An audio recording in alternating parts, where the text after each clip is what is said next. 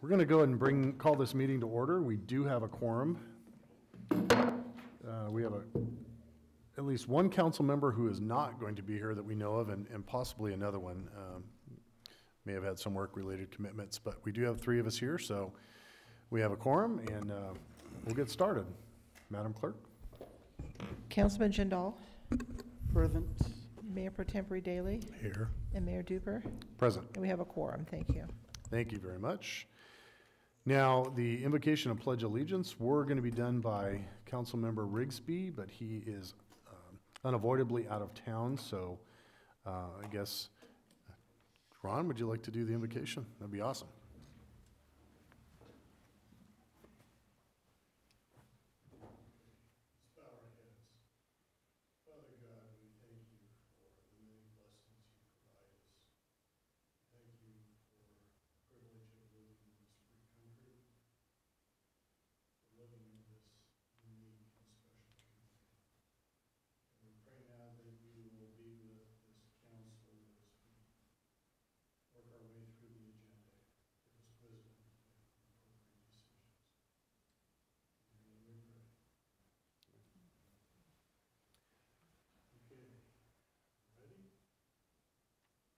I pledge allegiance to the flag of the United States of America and to the republic for which it stands, one nation, under God, indivisible, with liberty and justice for all.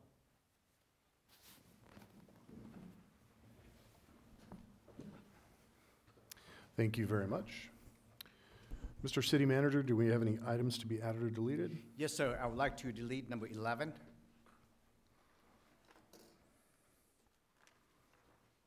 Okay. Anything else? Okay. All right. Yeah. Well, we just had a change in some state law related to that stuff too, so I'm sure the governor just signed some legislation last week related to that, right? The cell towers? Yeah. So, we'll move on. I don't believe there's any conflicts of interest that have been disclosed at this point. If there's any member of the public wishing to come forward on a non-agendized item, please do so now. Also, you can do it online at this point, although we will be transitioning into a new format here coming up. But I see no takers online, nobody in the audience running down the aisle. So we will move on to our scheduled items. Yes, it's actually number 1 that we're gonna address here. Okay, item number 1.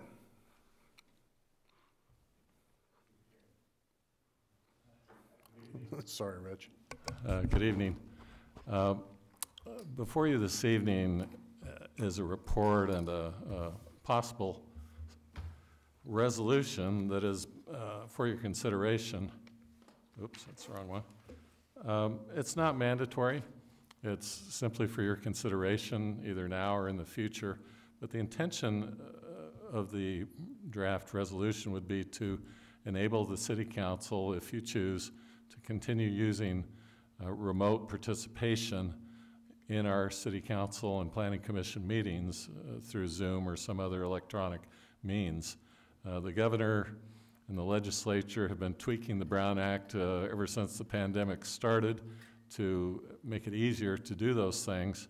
The current legislation allows cities to continue with Zoom meetings if they make certain findings.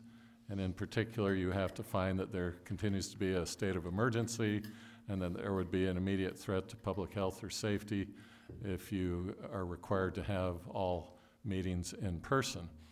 So it's for your consideration. You don't need to take action on it tonight, but when this happened kind of quickly, we threw it together to at least get it before you so that you know that this is an option either now or in the future. If we were to adopt this, we could continue with the same sort of Zoom meetings we've done before. If you don't adopt it, you can still do remote participation by City Council members, but the method for doing that is a little more cumbersome to do. It involves posting the agenda at the remote location and making that open to the public, wherever that council member is located. We've done that at one time several years ago. I don't remember if it was Councilman Daley who was remote or if it was somebody else. Yes, I think you were on vacation. We set it all up, and I don't think it actually happened, but yes. In any event, if you do wish to pursue this, we may want to fine-tune the resolution with a little more substance as far as the medical side. I thought our physician council members might want to weigh in on that.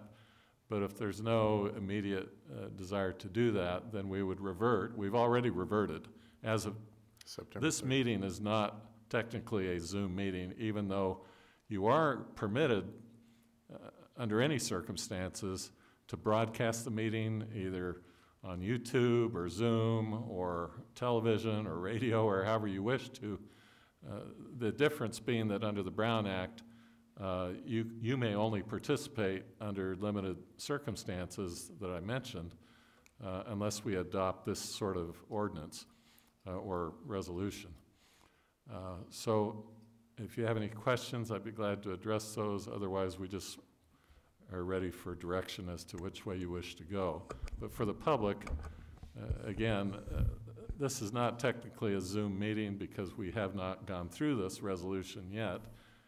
Even though the public is able to watch remotely, technically our absent council members cannot call in on Zoom and participate tonight. So you mentioned we needed to add some items if we wanted to pass this. What do we need to add? Well, the on the staff report, there are three options under which you can adopt a resolution involving a state of emergency, and we can base a resolution on the health department's guidance or direction that they're recommending social distancing or avoiding public meetings. That would be option number one at the bottom of the page. We can have a Zoom meeting just to determine whether or not meeting in person would present imminent risks to health or safety of attendees. So you can have a meeting to decide whether you can do a Zoom meeting. And the third one is you may hold a meeting during a proclaimed state of emergency if you have voted by a majority vote that as a result of the emergency, meeting in person would present imminent risks to the health or safety of attendees. So in other words, 1 and 2 are kind of the same, but under option number 1, you'd rely upon the county health department or the state health department. Under number 3, you would make your own determination based on medical input that you have as to your own community. But the result would be the same in either case. So if you can help me understand if I have this correct, under all three of these options, we don't have an option where, say we have 4 council members on the dais and then 1 virtual because they're not feeling well, but they still want to participate without having to do anything extra for them.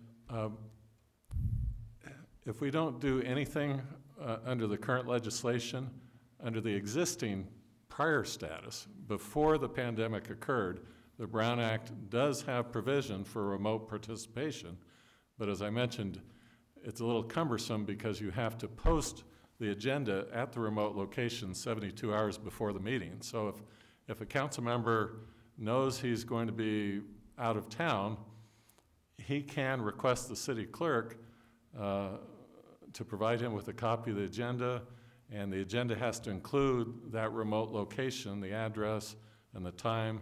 It has to be posted at his hotel room or vacation home, and he has to open the doors to the public to come in and attend with him at that remote location. And under those circumstances, you may have participation by a city council member from a remote location, but you always have to have a quorum of the council present in the chambers in order to do that. So my question is, if we have 4 people here, what do we need to do so that one person can participate without having to go through that process? We would have to, we couldn't do that unless we adopted this, and this is only based on a state of emergency. Right, So it couldn't be just somebody's not feeling well. right. And then the other part to this is that this actually does sunset. Is it next year or the year after? In '23, is it? Next year, I believe, well, '24, okay. I knew it has a sunset, so this it has isn't a sunset, indefinite. but they keep changing it constantly, but the other aspect of this is that it's only good for 30 days. You have to renew it within 30 days. So we would have to do it at every meeting in order to go forward with Zoom meetings as a general Yeah. practice. Go ahead, sorry. So I just want to confirm, we have 2 council members that are not present right now. There's nothing we can do for them to participate without having to do that 72-hour notice at a Correct. physical location. We could, if we could make the necessary findings under this new legislation, we could do a Zoom meeting with them remotely participating. But we haven't, I don't know if we're quite prepared to do that tonight, but in the future, we could do that as long as we can make the medical findings or rely upon health department guidance to make the medical findings. But if somebody knows in advance they're going to be absent and wants to participate remotely, we can do that under the existing Brown Act provisions, but we have to do it like a week before to get the agenda information the way it has to be and get it all set up properly. So it's not a last-minute thing under the normal Brown Act provisions.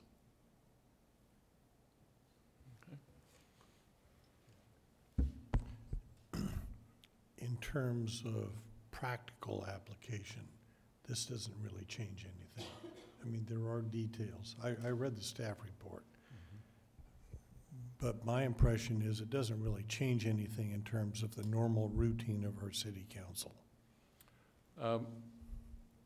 Well, keep in mind, we've all been operating under these emergency orders from the governor for months now. It almost becomes a new normal. But as of the end of September, we're back to the old Brown Act rules, which prohibit council members just calling in and participating remotely, unless you go through all those other steps to authorize that. So for the public who is still doing Zoom meetings at work and other places, they need to understand that we operate under different rules under the Brown Act. And unless we go through this sort of resolution, we're back to the old Brown Act and we're bound by those rules again. But in terms of our routine and usual way of doing business, this won't change anything. No, if There's just new regulations we have to be conscious of. well, the new regulations, the temporary orders of the emergency have gone away. So we're back to the old existing Brown Act rules. So it's not a But that change from impacts the way we used to councilmen, do. but it doesn't impact how we do our regular business. No, we're back to the normal meeting in person. Right. And based on that, I move approval of Council Bill R-20. Well, We don't need to. It's a information only type of thing. And if we wanted to, convene a meeting like this, we could do that. We could even hold an emergency Zoom meeting to set up that we need to do one of these based Yes. on the environment. Let's say COVID numbers go back up, things like that. So this is just a tool. I think we're just it's made a aware. tool that we can keep available, but we would have to adopt the resolution in order to go back to Zoom meetings on a regular basis or when you Okay. see fit. Sounds good. Okay. Okay, moving on to item number 2, we have a proclamation for Children's Environmental Health Month. And this is to raise awareness about the importance of clean air, water, safe food and consumer products, healthy environments and stable climates for children and their health and development. So the city put together a proclamation. I don't see anybody here to receive it unless our consultant for the other thing wants to do it. No, I'm joking. So we have the proclamation here, and we will get that, or a copy to whoever needs it once the meeting is over. So, moving on to item number. Mayor, if I can make Yes, a sir. quick comment. I was really excited to see this, so one thing that they really push is how minority and low-income communities are affected, and I think unfortunately our region has become a poster child for something like this. A related question, when we're talking about the environment, how is our application for the Tree City going? I know it opened, or it's opening this month, right? As soon as it's open, we'll be happy to fill it and do it. Okay, so we're prepared to submit that this month. Now that you remind me, we'll definitely get there. Cool. Thanks. So yes, in October. Okay, I think we're all looking forward to that. All right, now item number 3, the big one of the evening. Don't fall asleep on this one, Rich. Well, you had to sit It's through too it for exciting. planning commission. This is the second or third pass on this. So, I'm going to do a brief introduction. Ann Fox from MEG is going to do the presentation. She's the nuts and bolts and has the details on this. I really just wanted to kind of explain the why we're doing this. She'll explain the how. Earlier this year, the state enacted legislation that requires that the city approve multifamily housing based upon whatever is in the building code. So as we sit now, if we have somebody show up with a multifamily project that essentially gives us a square box that has the setbacks, the driveway, and the parking that we require, and the open space, they can build whatever ugly monstrosity they would like to build. In this, it does allow that there is an ability for city to set standards and objectively defined standards for multifamily housing. If a builder comes in, meets those standards, then they do not need to go through the planning commission, city council, any other review other than going to the planning department, checking the boxes on that standard, and being allowed to build. So we've gone through multiple iterations. We spent 8 months on this, developing a set of standards that we feel are, I don't want to say stringent enough, but reflect the desires of the community, reflect the high quality of construction that we're looking for, and reflect the aesthetic requirements and the amenities that we would like from multifamily housing in the city. There is the option that should a builder not be able to meet those standards, then they can ask to go through the regular process, planning commission, city council, for an exemption from the objective standards. Ann Fox will explain that, and then we can kind of delve into the details as you pick this apart. Thank you.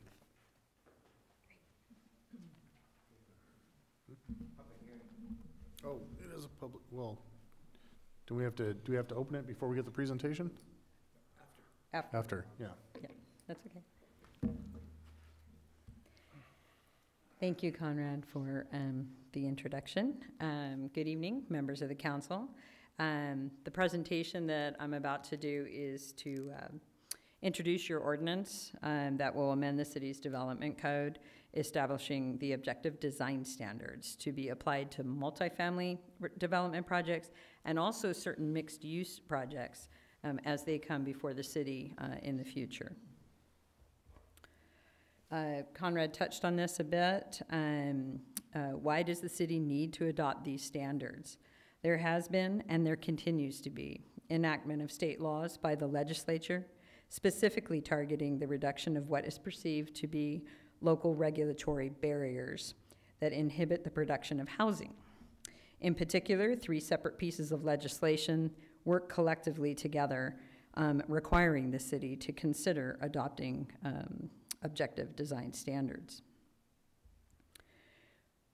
Each of these is outlined here. The Housing Accountability Act, Senate Bill 35, and Senate Bill 330, place limitations on the city's use of discretion when reviewing multifamily residential development or mixed-use development with a 2/3 residential component. While each of these differ in their emphasis, each of the bills, they all base project approvals on compliance with regulatory standards and a ministerial review process.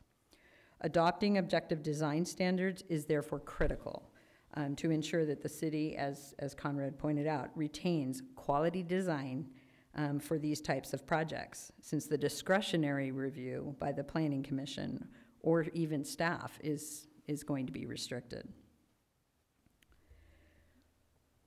Whoop. The ordinance before you this evening establishes a new chapter as part of the development code, which is your zoning code. It is the culmination of a work effort by city staff and the commission over an 8-month period that included, I actually did go ahead, didn't I? Sorry about that. It included 3 public study sessions that were held during the regular planning commission meetings. At those meetings, we were trying to gain input and direction from the commission, and they reviewed the preliminary draft language and graphics. The new chapter will apply, as I said, to multifamily residential development, that's 2 or more units on a lot, and mixed-use development with a 2/3 residential component.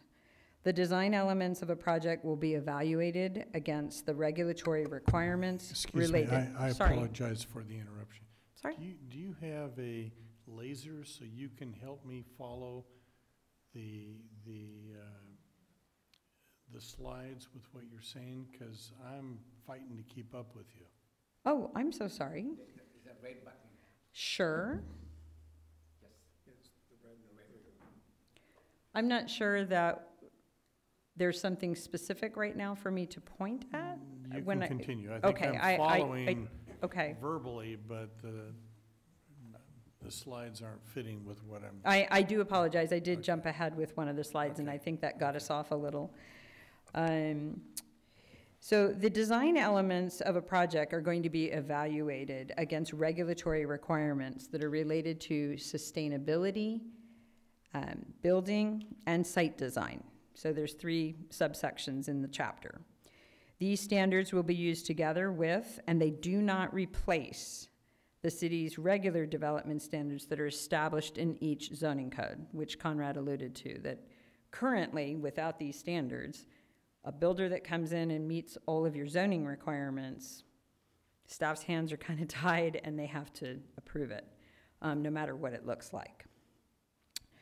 The graphic illustrations have also been included in the new chapter, and this is a sample of some of what's in the chapter. They assist with the implementation of the narrative part of the regulation.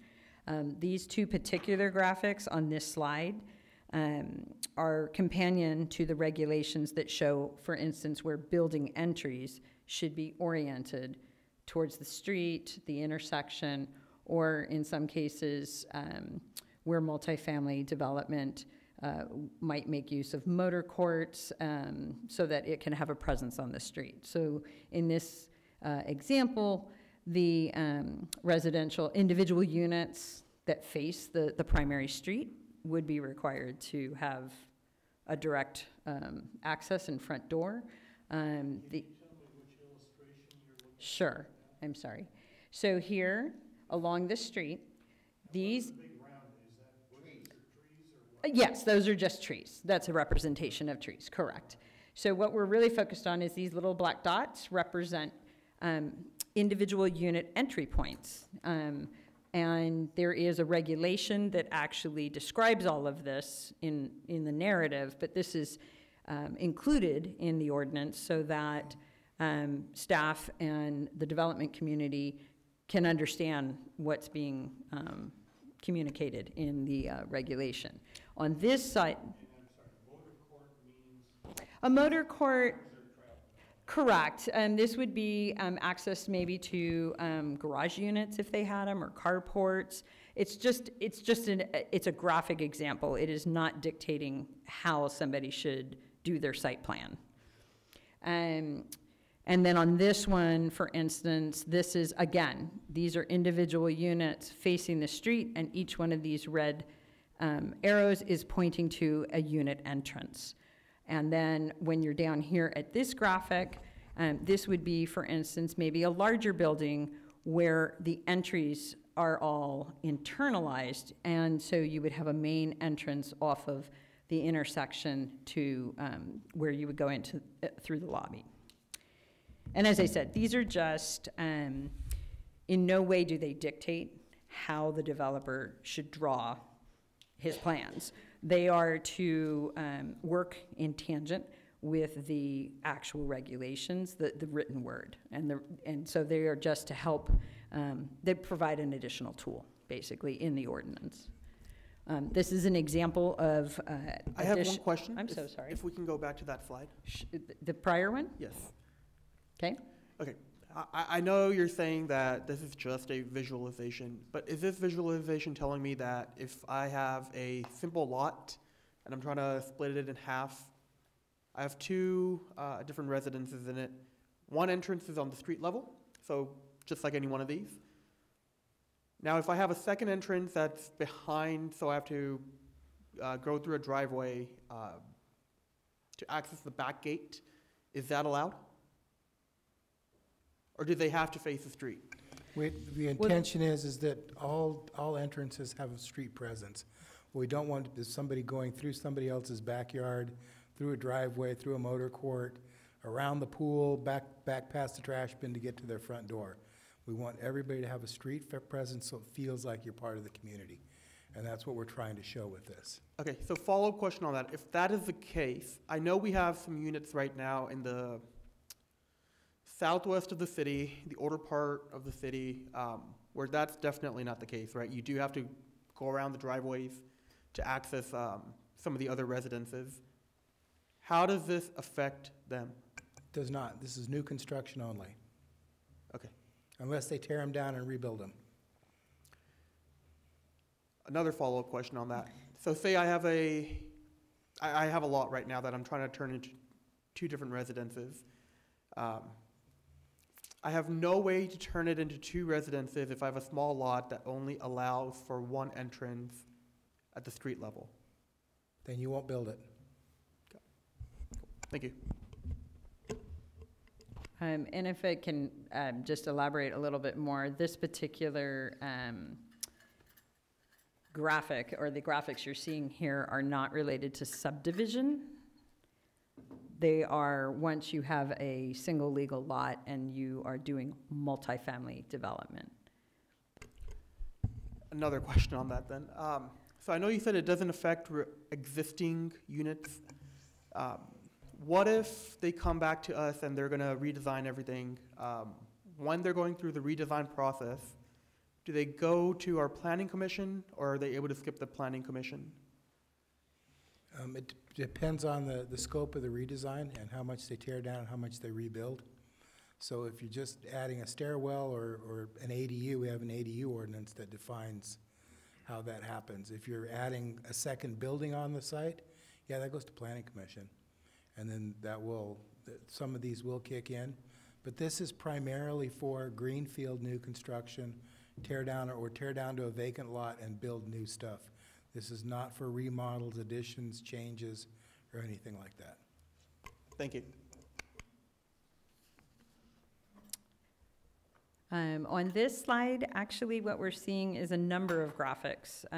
These are just a sampling, again, of what's part of the ordinance. So every one of these has written requirement that describes what is going on. And so I apologize that I do not have the written specific standards under each one of these.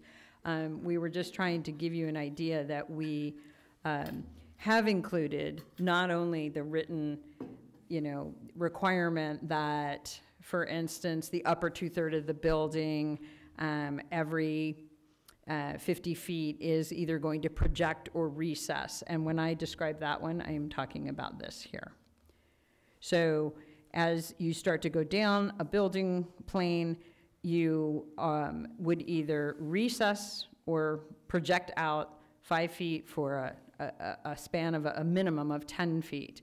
And this would continue down the length of a building. And it's to create interest in the building so that you don't end up with flat, blank, straight walls with no articulation. So that is part of what this is the graphics that are part of the subsection under building design, and it's the massing and articulation. So basically, it's how the buildings are going to look, and it's part of the regulatory to make sure that you not only have a zoning requirement for parking and how much parking you have to provide, or the limitation on height and so forth for the buildings, but what are you doing with the actual walls and facades of these buildings to make sure that they have interest.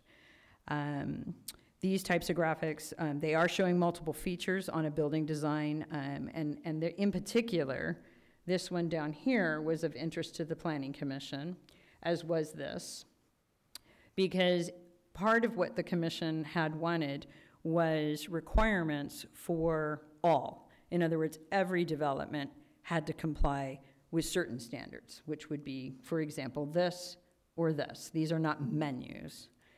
But when they start looking at whether window trim is used, whether an arcade is used, a projecting area, a recessed door entry, or even columns.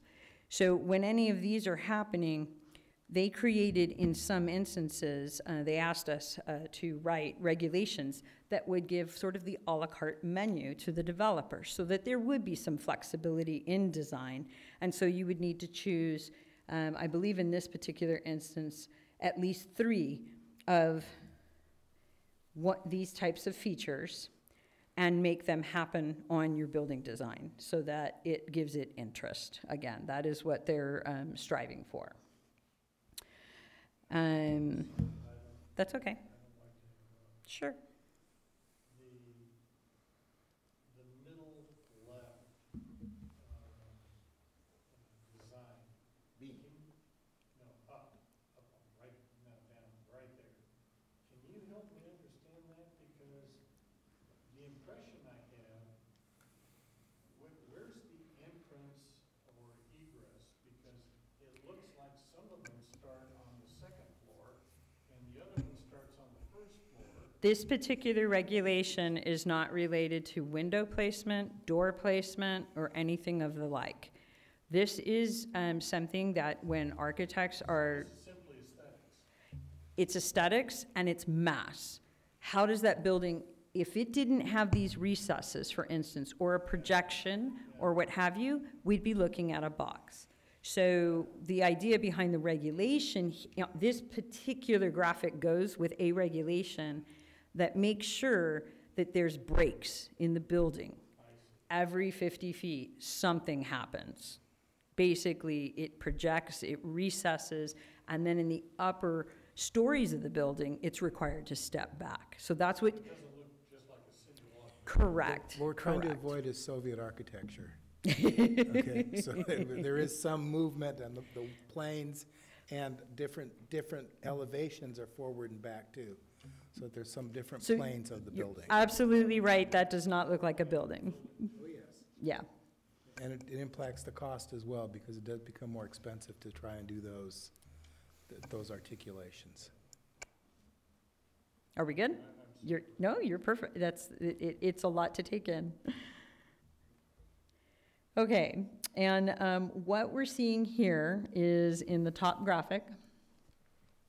This is looking at site design. It's another subsection in the chapter, and how you design it.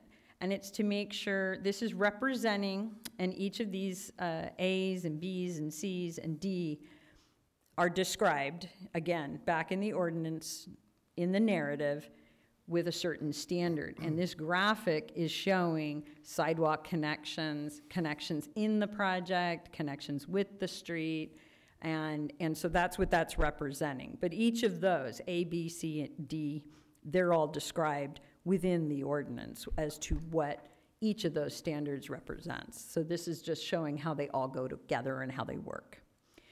This particular graphic is actually part of the mixed use section, because mixed use development that has 2/3 of the floor area in residential will be subject as well to these objective design standards.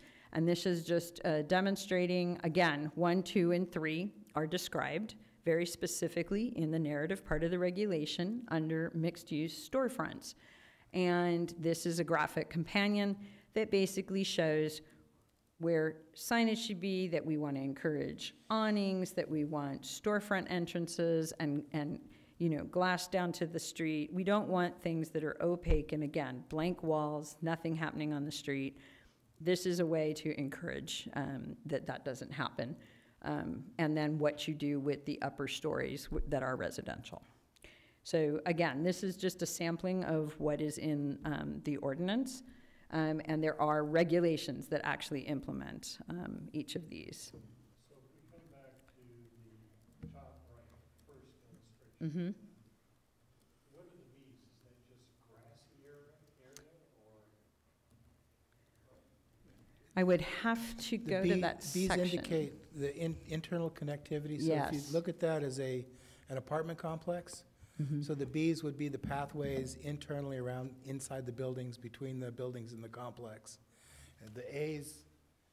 The A is are actually the streets and the way circulation, the circulation would go. The B is pedestrian traffic. The C is It- kind of is connecting how you across out, it's handle- connecting projects. how you handle Basically. interactions with other projects.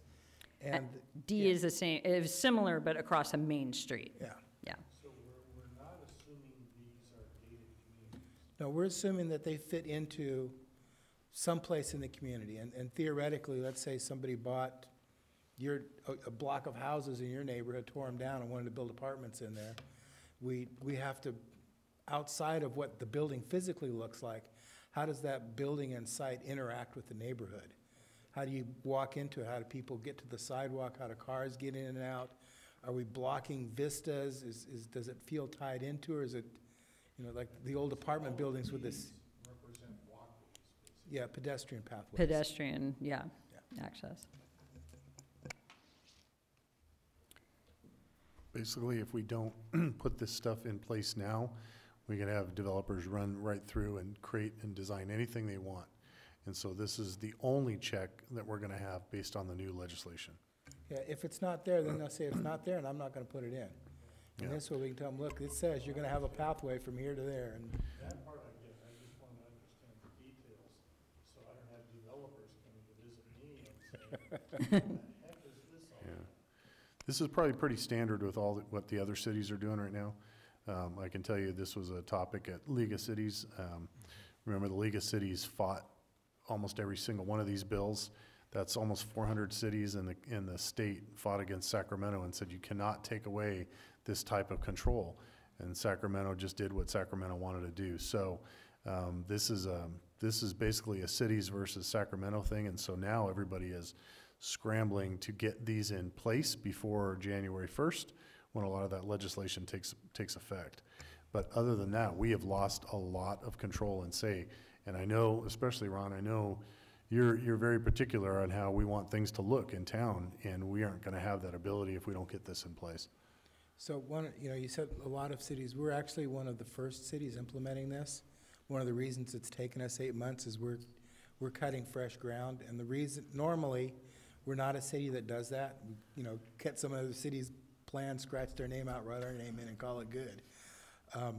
But there's such a demand for multifamily housing in Loma Linda that when this happens, the floodgates will open, and we want to be ready. And I don't want to come back to you 6 months from now and say, gee, I wish we would have, and you're looking at, like I said, Soviet architecture all over Loma Linda. And So- what I was indicating is plenty of cities right now are scrambling, trying to do what we had done in 8 months. Yes, they're taking they're scratching out Loma Linda and writing in whatever other city name is in there for. And please don't misunderstand me. I'm not objecting to anything.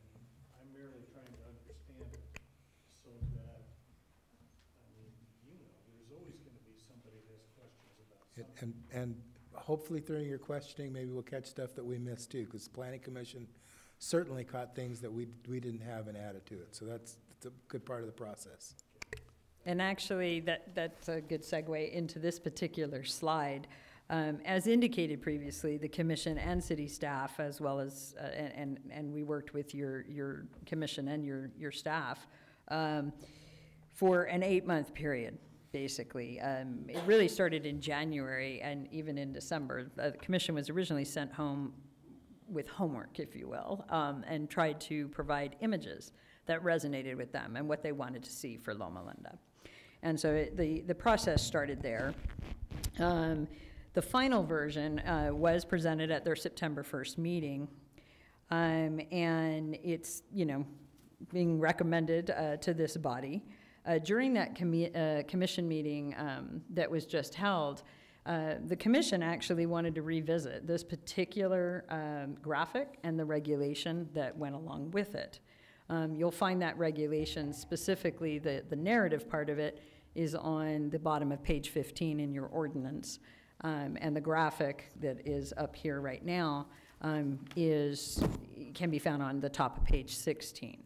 And what this has to do with is, again, buildings and how mass starts affecting existing development when it's next to new development. And so this was super important to the commission, and they did revisit, as I say, and I think particularly when they saw this is the first graphic that they had, and what they did is they took the buffer and decided, we want more buffer. We want 5 feet, more of this building being pushed back on its upper floors.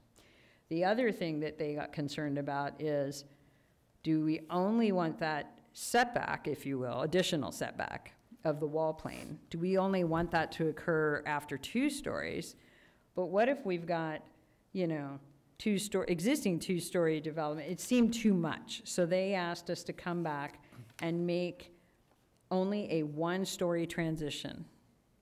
So if this is existing development and it's 2 stories, and this next door is going to go to 5 stories, they can stay with just regular building setbacks for the first 3 floors. But after that, they got to shift it and pull the building back somewhat. And they, as I said, they increase that height buffer. And so this particular discussion was had at the last commission meeting.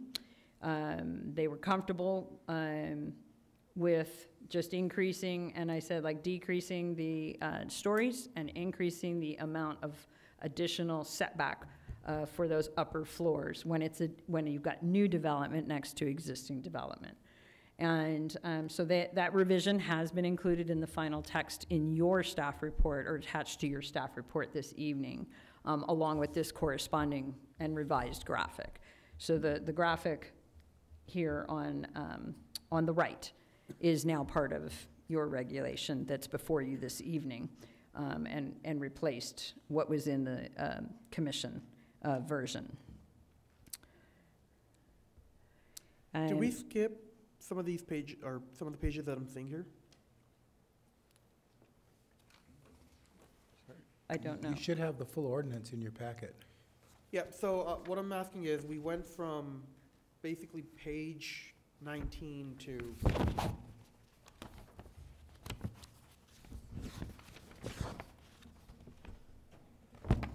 page 32, 33?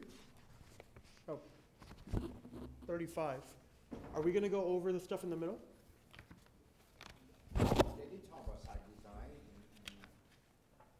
Oh, are you saying that the presentation didn't touch on, I see what you're saying. That is correct. We, the slides that I have do not go through every page of the ordinance. We were highlighting kind of the main crux of the ordinance.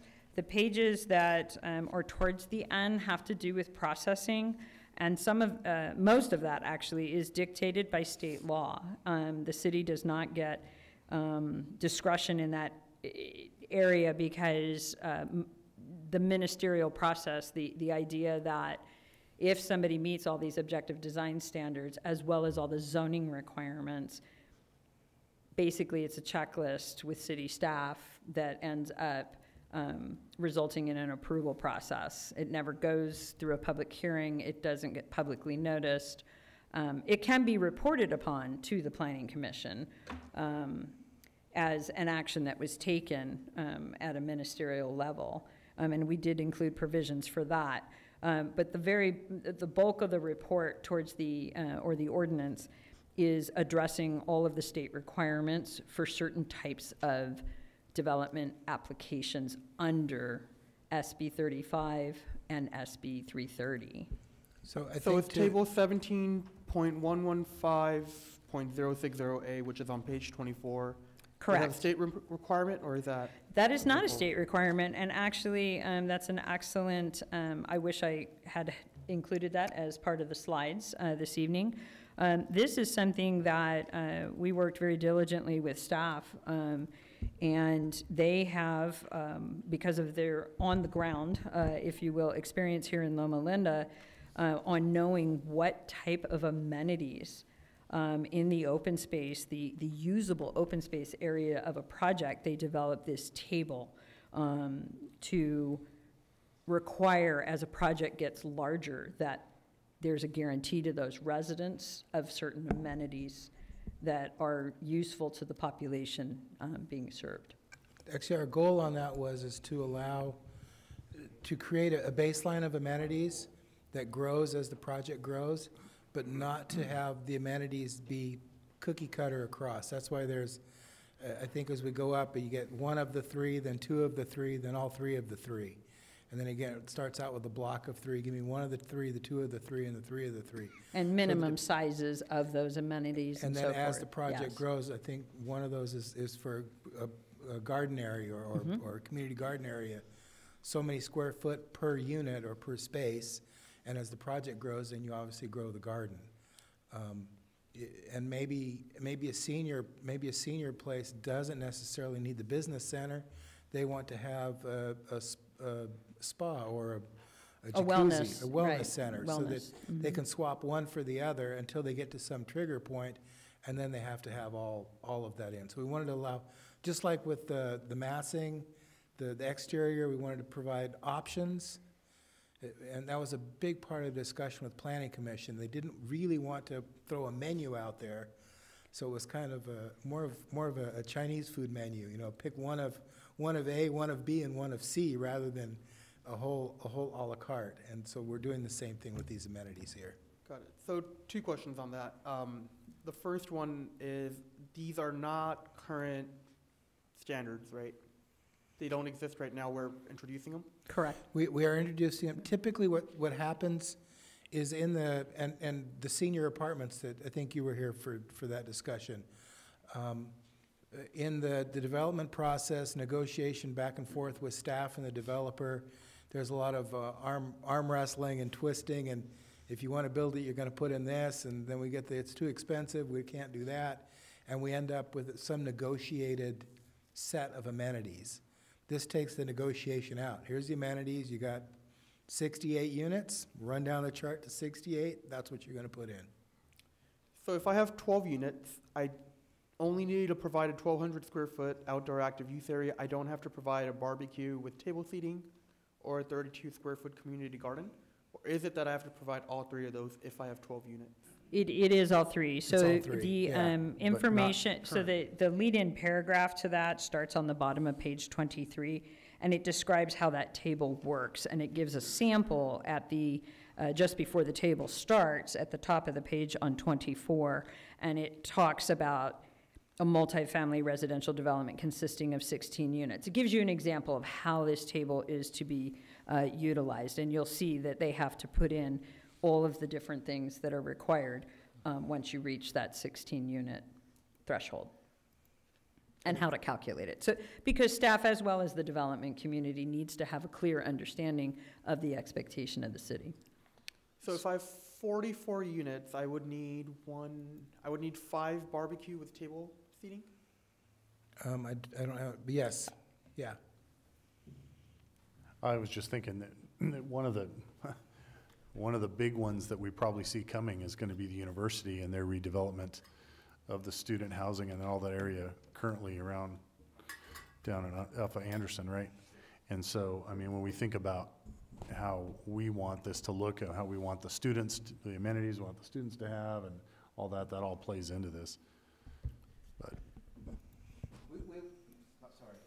Go ahead. We went through this for the VA Veterans Apartment down on Van Leuven. And we asked the first developer to come up with the first class design. They didn't make it, so they sold it to the low-income housing developers. And they came back and said, I want to cut this, cut this, cut it. We said, no, you have to build it per approved standard and requirement. So, and it would work out great. So we want to make sure that they know upfront what they get into, and they can't just come back and keep cutting on us, so. Cool. One suggestion, if we could possibly look into the barbecue with table seating, if we can include an environmentally conscious alternative. So if you want a barbecue, great, but if we can put something else that is environmentally conscious, just an idea. And Su- second thing, such how as? does measure, Give us an idea of what? I'm not understanding. so something that doesn't produce emissions? Could be a ping pong table, I don't know. Okay, okay, Cool. some other outdoor use area. Yeah. Okay, Second, and this is an alternative, like if they want to put a barbecue, great. I'm just saying, let's at least think about another option. Second was about measure V. But I have to say, not everybody in Loma Linda is a vegetarian. There's a lot of people that want a barbecue. And so if I'm a developer, I'm looking to meet the market demand. So I'm certainly environmentally sensitive, but we've had issues in the past in the city of Loma Linda that were designed around a particular belief system. And as the population has changed, we need to make appropriate modifications for that too. but I So- think But- there's but- a, I think there's a, to Councilman Jindal's, what we're trying, the concept of the barbecue units is that there's some type of an outdoor activity space. And so whether you're barbecuing hamburgers or zucchinis on there, that there's somewhere for a family to get together and do something outdoors. And I think we can come up with some outdoor use type piece and maybe have something. Frame it different, framing it. Yeah, and maybe it is, you know, a barbecue and a ping pong table or something that, and you are correct, we don't want to have this, Councilman Daley, we don't want to have this as a, you know, the old Loma Linda type stuff, but what we're really trying to do is get as much amenity as in there with as much latitude as possible, so that the developer can meet the needs of the community. Well, The reality is no developer wants to put in amenities. That's the sticking point. So, Well, right, let's be real. Let's just put it out there. No developer wants to put in amenities. So what we're doing is we're really pressing the issue to make these things nice. So Dr. Daly, to your point, if there is a such thing as a electric barbecue, like, hey, let's do that. I'm just saying, right, something that's a little environmentally Yeah, friendly. his concern is not the meat. His concern is the, My second question was Measure V. How does Measure V affect the number of units? I think So, while they're talking about it, we'll. One second, excuse me.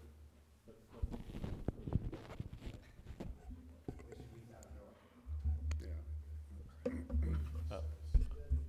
Measure B doesn't apply anymore.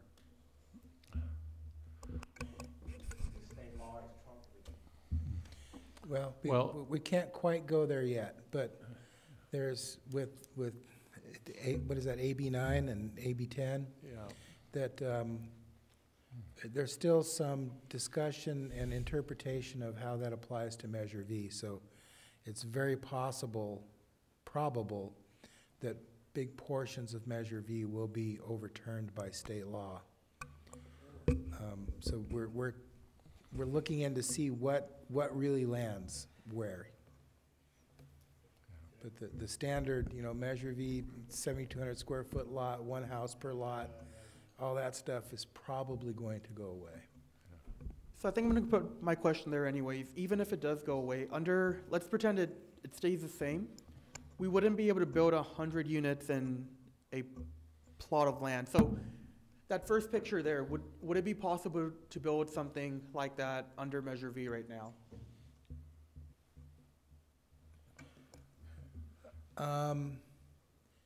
Yes, in specific areas. Not around the university, yes. Over across the street here, no, because there are height limitations dependent upon the use. The university uses get more latitude than other uses. So a qualified, very specific, yes, but not wholesale throughout the city. The AB 9 and AB 10 may overturn the height limits on Measure V. We're not sure yet. They don't, because they're very So- specific about only 6 units, and the developer has to live on the property. SB 9. Yes, but SB 10 has other issues with that. And So we're SB still 10 is exploring. voluntary And I of this, don't, by the city. Yeah, I don't want to go down the rabbit hole of 9 and 10 right now. without- Yeah, that hasn't it'll been be approved yet, but the point of these regulations are to add a level, another layer of regulation in our city to regulate now what developers can do within our zoning as it currently exists. I did want to mention, when Connor and I were speaking briefly, if you wish to take an action tonight on first reading to we approve can't this, change anything. we need to have the language changes specifically listed tonight so that those aren't added at the next meeting. If we make substantive changes, we can only do that on first reading. If we come back next month and make additional changes, that becomes first reading again. And the challenge is we have to get this done before January 1st. Correct. So we're under a little bit of a time crunch. If there are changes that we need to make tonight, we need to have those specifically spelled out. Well, and if I can shed some light that came up actually during the commission's meeting, one of the questions, in addition to the, modification discussion on massing and articulation, was putting the question to staff, what if we didn't get this right? Can we amend it later? Can we, what's the process if we start getting projects and, oh, wait, no, that's not what we wanted? And so, at that meeting, it was discussed that there is a process, obviously, to amend the regulations once they're in place. I think the commission's concern is making sure something's in place before a project gets put on the doorstep of the city, so that there is something to work with.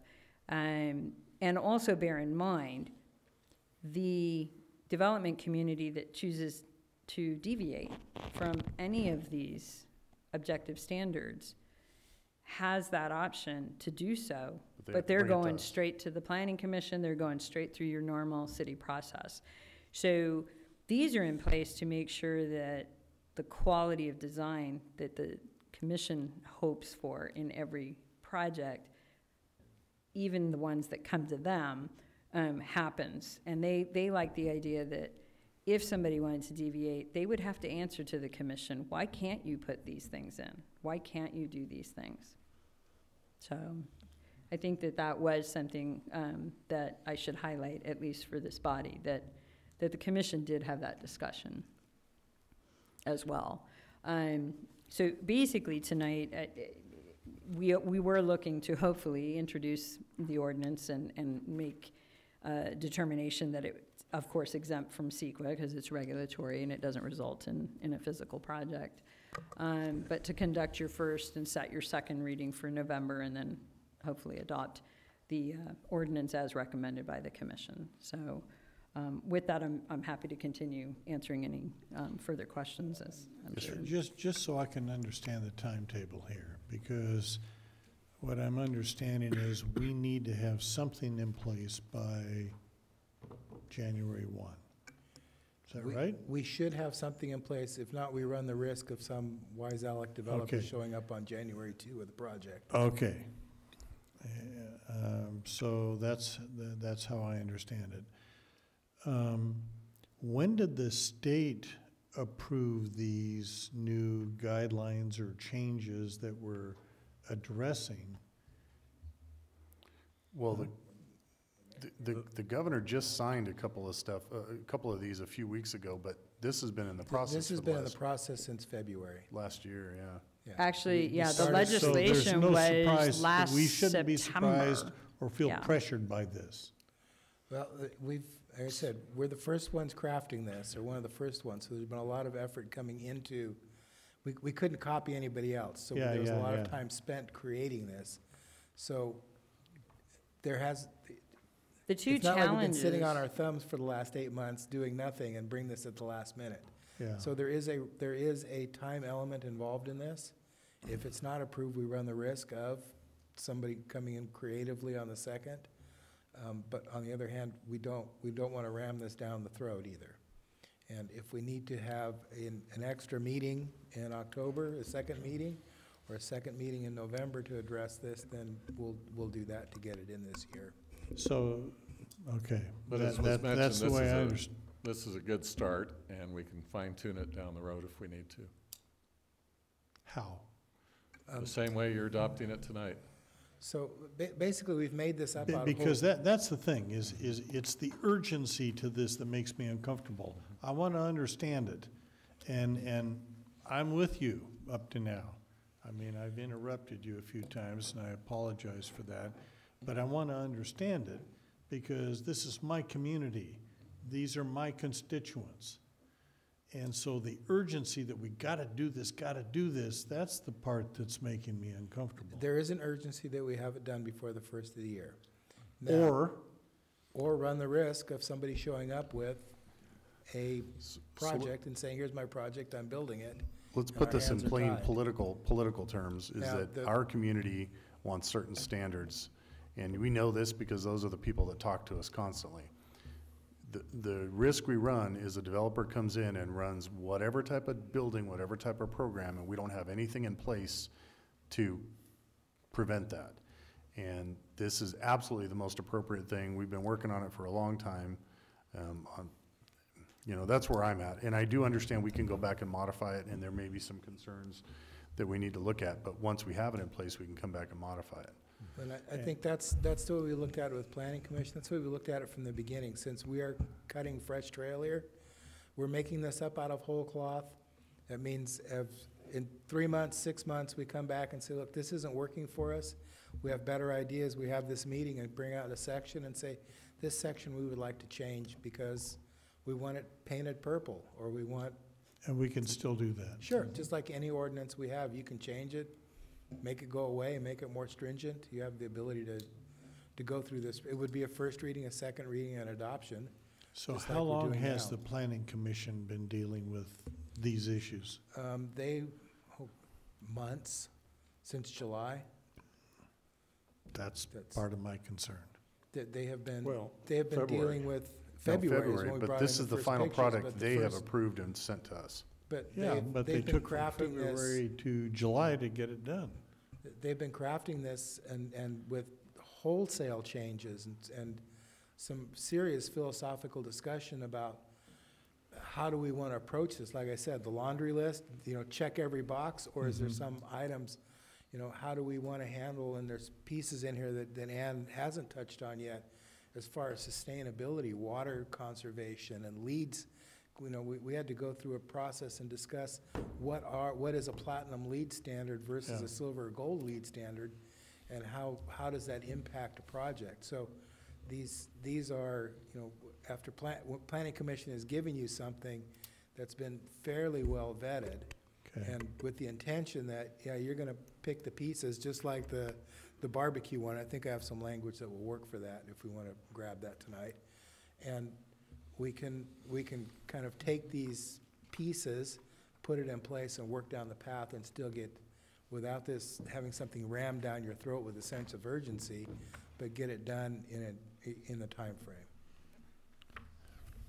Democracies are messy, and I certainly understand that.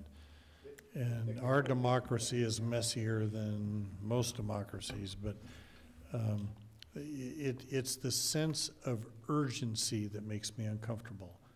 I like what I'm seeing. You don't hear me objecting to anything you're proposing. So I think the planning commission has done their job, but it's the sense of urgency that we gotta do this right away that makes me uncomfortable, because I'm somebody that likes to think things through and be sure I understand them. Well, So that's the only point that I'm trying to make. let's hear the rest of Ann's presentation, and maybe you'll fall in love with the whole thing and there won't be any changes. How's that? Sounds good. Well, we were actually at the end of the presentation this evening as far as with the Planning Commission's recommendation. And the images you see here, by the way, and the images that were used throughout the slides were actually the images from the original homework assignment given to the Planning Commissioners on providing us a starting point. What types of buildings, what types of architecture, and so forth. Very early on, they ruled out any specific architecture requirement. In other words, they didn't want to say it all had to be colonial, or there is a bit of the cities out there that are doing things like that, but they are places like Santa Barbara, which has a very well-established architectural style. And so their objective design standards, for instance, couldn't be used in Loma Linda, because if you looked at them, they are very, very specific to the Santa Barbara style, Spanish colonial architecture, and paseos, and very, very pedestrian, no tall buildings, and so the garden apartments almost type style. That was what works for them, as being along the coast, and being a destination resort type city that people visit and have an expectation of what it's going to look like. I do also want to point out that there has been some recent cases already, both in Northern California and Southern California, in communities that did not have something in place and tried to deny projects, and also tried to say they were imposing a standard that existed, and the courts did rule against them, both, I believe, in Berkeley as well as in Huntington Beach more recently. And so the city, by doing this, I know it must feel urgent tonight to council, because this is the first time you're seeing it. But I think you can rest assured that your commission spent a great deal of time and care in developing and providing direction to us on what they wanted to see. And as I said, up to the last minute, September 1st, final package, and they revisited an issue one more time to just get it right. And why the timetable with the state? It's just in the legislation. February? We started the project, I guess, originally, actually in January with the homework assignment. I think our first meeting with them was in February to kind of go over their images that they brought back to us. That's what we did with the Planning Commission. But the legislation was passed, I believe, September of 2020, and actually went into effect, some of it went into effect January of this year. So January 1st of 2021. Really? Yes. So I would there are turn to city portions. management and say. yeah, there's portions, and then If there's you can remind the planning commission, because I think they've done good work here, I do. But they need to give the city council a little time to think this stuff through before we just approve it and push it to meet a deadline that we have no control over. Well, I think part of it is that, there's a work process that went into this that takes a time to work through. So This was not all planning commission. there was, there's a document that had to be written, images that had to be created. Yeah. Consistency with state law and existing zoning and city requirements, and, feedback on, just like the table 17-115, that had to be, vetted against existing projects and the desire of the community. Yeah. And a big part of it, Ann covered some of the architectural and design elements. A huge part of what the Planning Commission really had an input on was the sustainability portion. So the water conservation was a major part of that makes sense. their requirements. That makes sense. Their energy conservation and their leads requirements. down to the point of lighting. And they've spent a great deal of time using lighting as an architectural component, and how are these projects lit? Because if you go over to, and we looked at some of the projects here that have been successful and some that have not. If you go over to Mission Trails, over where Mayor Duper lives, it's the trees now have grown over into a nice canopy, and it's dark because there isn't the street lighting is shielded by the trees. Yeah. So how do we handle that lighting? So there's a lot of pieces that went in, one after the other to kind of stack into place. Okay, well, that's encouraging that they're putting that much effort into it. There was, like I said, down to sprinkler heads was the discussion at some of these points. Wow. Mr. Jindal? Dr. Daly, are you good? Yep. Cool. All right, so you guys know me, and I'm always on one thing, which is environmental standards. You had mentioned LED standards. I was looking through this. I didn't see a mention of that in this packet. Where could I find what we eventually decided on? Let me look for it. It is a LEED Platinum is the requirement. I'm sorry, I couldn't hear what was said. I'm looking for the page in here, but there is a LEED Platinum requirement. It's on page 13 of your ordinance is the sustainable design subsection in the chapter.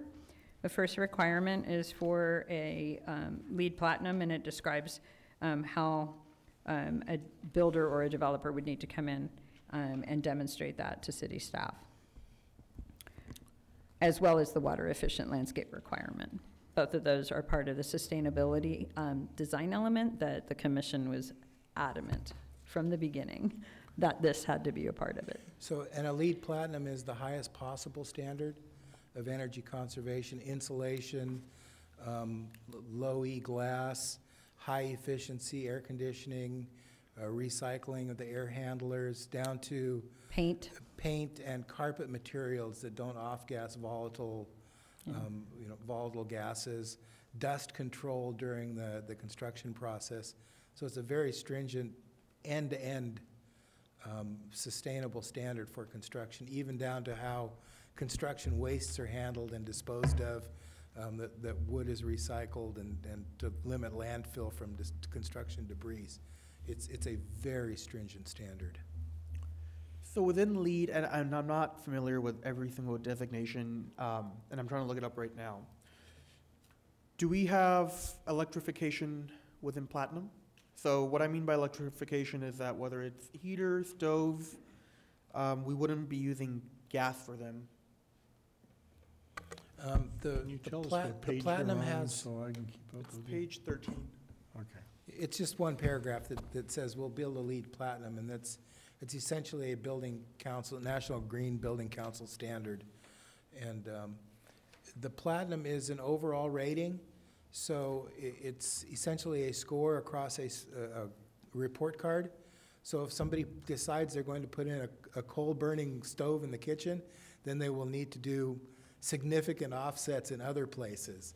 So it does not specifically say you will have only electric appliances, but if you choose to go with gas appliances, then you will need to have either higher efficiency air conditioning or something else to offset it, just like carbon, essentially like big companies do carbon offsets and carbon transfers.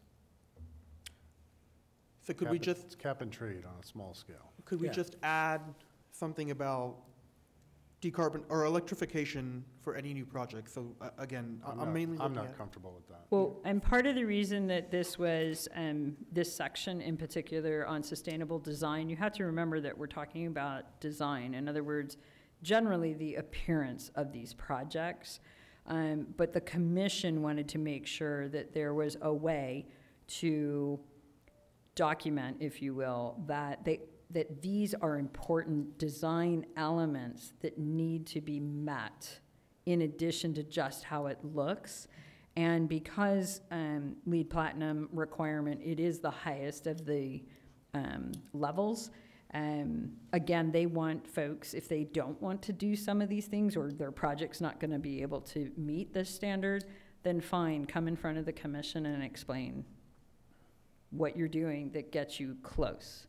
And in other words, if someone can come in the door tomorrow and meet this standard and all the other objective design standards and all the zoning requirements, staff will go through a checklist basically and can approve it. But this is a very difficult standard to meet.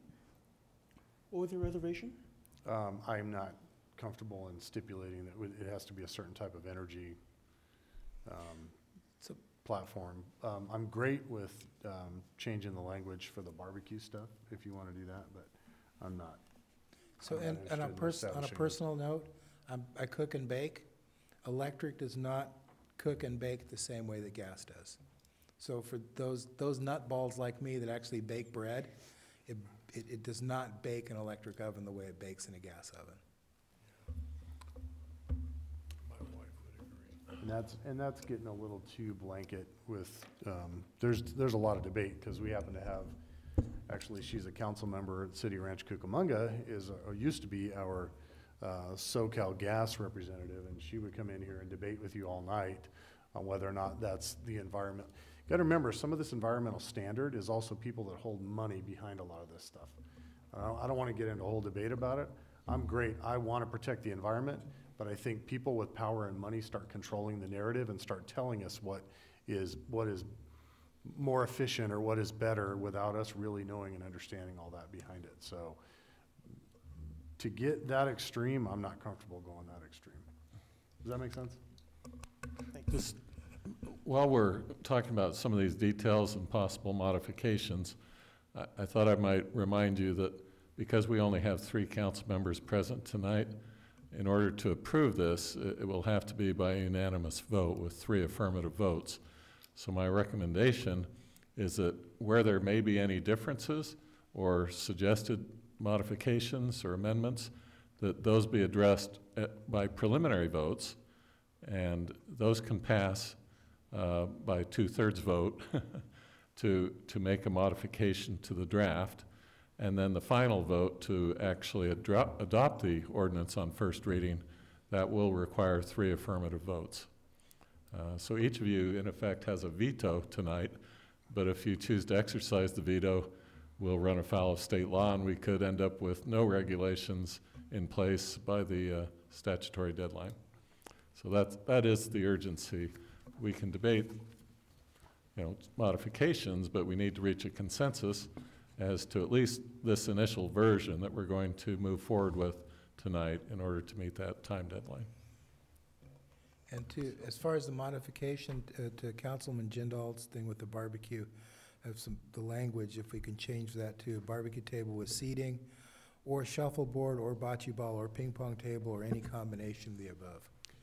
So then you can you have just some. say outdoor activity, or is that too vague? Well, then I have a tiddlywinks table, and, Yeah, I get you. We do have an outdoor active use area already listed,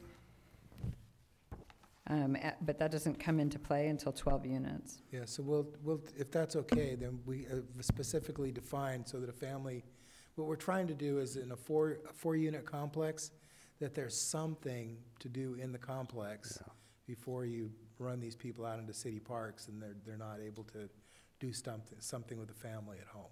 Well, and also I might point out that a lot of times even in larger or smaller, the idea is, and this might help with the environmental concerns as well, if you have a centralized barbecue for 4 units, that's not 4 families all with individual barbecues. And that's kind of also the crux of it, is that it's a community space that can be used and shared.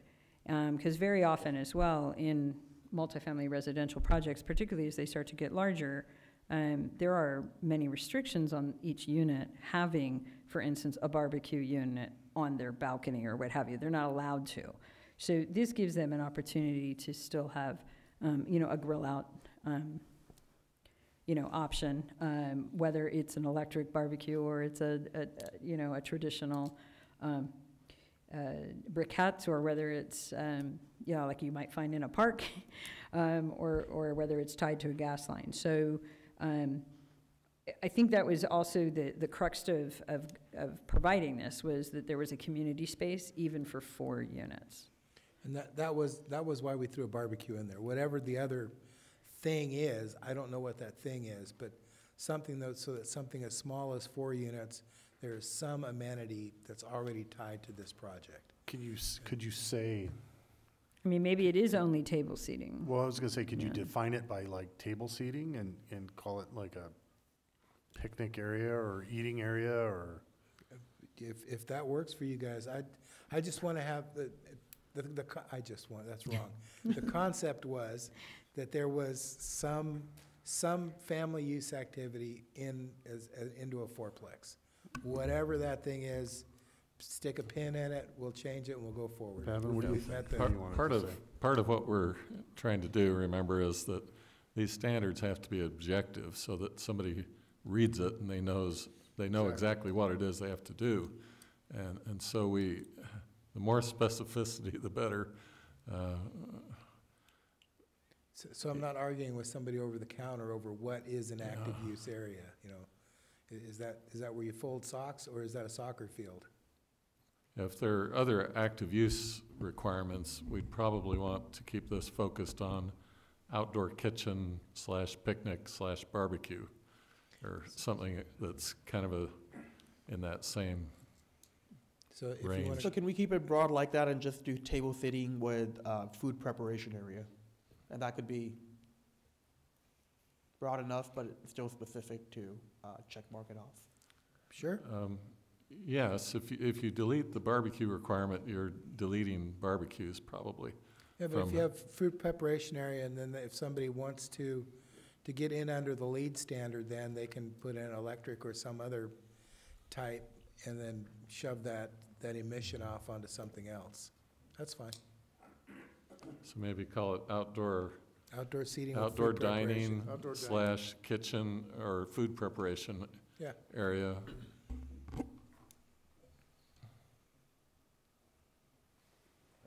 that works.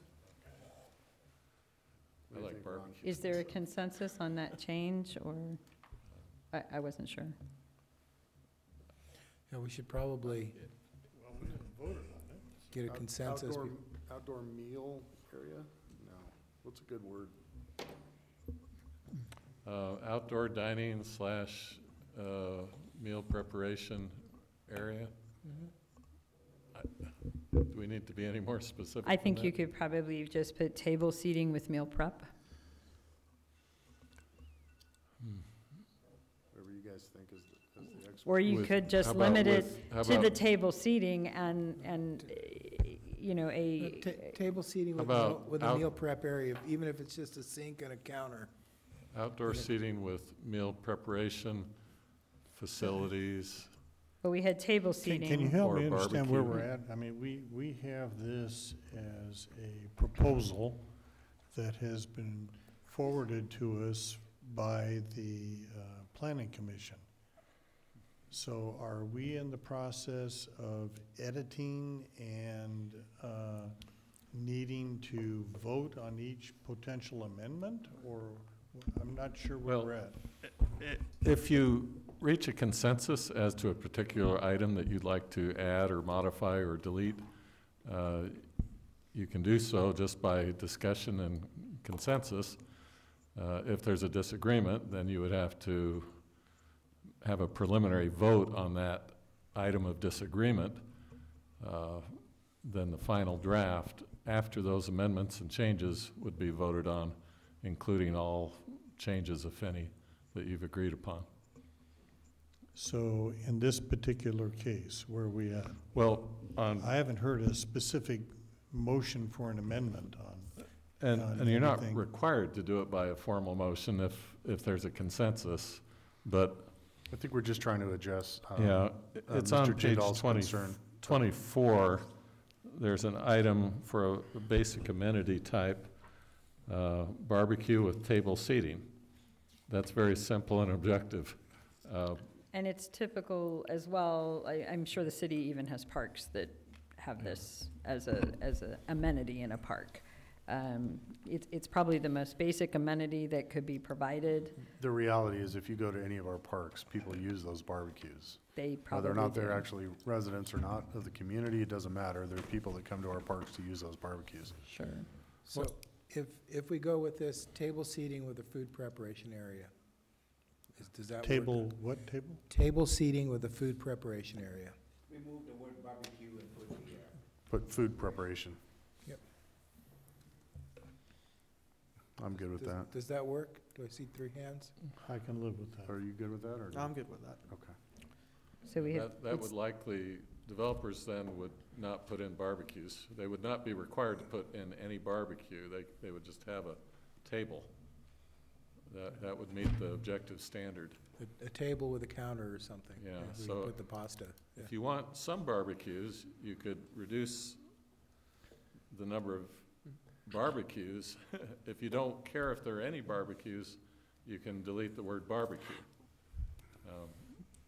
Nothing's This is easy. just one small example of how if we tweak the words, a developer reading that in the future, if he doesn't like barbecues, he won't put in any barbecues. If he likes barbecues and his tenants want barbecues, he can still put them in there. But otherwise, all he'll put in is tables. Correct. And I'd like to have them put in something more than tables. And here's the There's where challenge. I'm at. Right, and here's the So- challenge with this, is that we're looking at we're looking at this from the lens of our own personal standards, what we would want. And then you have to kind of think of what the average multifamily resident would want. I agree. That's where I'm at. That's where you're Yeah. at. No, that's exactly what I'm saying. What if we said outdoor dining area with food preparation or barbecue and table seating? Does Say that, that again? outdoor dining area with food preparation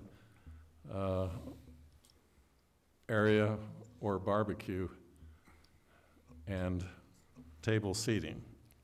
Something like that. You I'm- might, I'm trying to give some options Yeah, there. yeah. right. I think maybe a table seating with outdoor kitchen, because an outdoor kitchen can consist of a number of things. But again, that starts to get subjective, and that's So exactly if I'm a what we young- have to be careful Yes. with. If I'm a young family, or I'm a single person that, I'm living not at the same level as other people in the community with whatever. I want the amenities that I can get, right, for the dollar that I'm spending on rent. And so what do young families, what do young people want right now? Well, outdoor dining area with table seating and food preparation I would- slash Facilities. Honestly, Facilities. I think that the barbecue with table seating was getting to the crux of the most basic kind of amenity that you do see in a fourplex project, you might find in your neighborhood park. But if they don't have access to a neighborhood park in walking distance or what have you, you could have multiple fourplexes going down the street, and at least if each of them, I just happen to be in the process of designing an outdoor kitchen and barbecue area. And so when I read these words, I'm picturing, if you say outdoor kitchen, that would include a sink, a refrigerator, maybe a pizza oven, a grill surface. There are all sorts of appliances that can go into an outdoor kitchen if we use that term, but not all of them are required in every outdoor kitchen. But almost every outdoor kitchen would have some sort of barbecue appliance So As an option. let's go back to as the main feature in almost every outdoor dining area. let's go back to the first comment by Councilman Jindal, if I remember, is, how about if it just says electric barbecue with table seating? Would that meet your sustainability request? So my whole thing was that we don't want to box them in with only one option. So if we can make it either broader or introduce other options for them to do. If they want a barbecue, great, put a barbecue in. But like that shouldn't, box them in. So, How So about- that suggestion broadens it, works. Every single thing that we've talked about broadens that. How about And give outdoor more dining options. with table seating and barbecue or outdoor kitchen? Or a bar. Because here's the thing, the barbecue is gonna be the cheapest option. If you say and/or a kitchen, the barbecue's gonna be the cheaper they'll pick. But they could do a pizza oven, and they could have different things in different areas. And I'm just trying to think of what, like, Yeah, you he's know, a gonna put young $100 family, somebody. barbecue in there and call it good. Well- Before he puts $1,000 kitchen in Oh, there. yeah, especially, I mean, anything with running water is Yep. more than a cheap barbecue. barbecues don't last long, then it's a maintenance issue, so they tend to use better quality, I would think, and Does it make sense to put a cost minimum? We Can't. explored that with planning commission, multiple meetings. And you see now why this took 8 months. See? So we cannot add dollar amounts because that 'Cause is it's a not moving part of the target. design. Because one of the discussion points was, it's just, let's get past all this stuff and it has to cost $700 a square foot and we're done. Yeah. And you can't do that either. the problem with that is he can pay his brother-in-law anything he wants to demonstrate that he's paid the money out and meet the standard that way, whether or not there's any amenities. So it's better to specify the amenities. So the objective language, again, is what we're trying to achieve here. Yes, most certainly it needs to be objective. I guess the base level of units is 4. We're talking about when they've got 4. A lot of these other parts of the objective standards apply if it's 2 or more units. Yeah. So this is when they finally hit that threshold of 4, is providing at least the first amenity. And, you know, whether the barbecue gets put in electric because it's an offset from the lead standards and they didn't comply with something in the lead standards. So it's a give and take. The type of barbecue or cooking facility could be altered, but I don't think anyone questions what a barbecue is. Here's my last attempt. Outdoor dining area with barbecue or other cooking facilities and table seating. How does that sound? Is that objective with a little flexibility? So hot plate and extension cord? Well, I mean, the outdoor grills are a big thing these days, too. What's a clubhouse? It would essentially be a meeting space on site. And then So- how do we define the 400 square foot kitchen? Like, I'm thinking that's broad since we're having this conversation. So a kitchen would have to have a sink, a refrigerator, a cooktop, and an oven.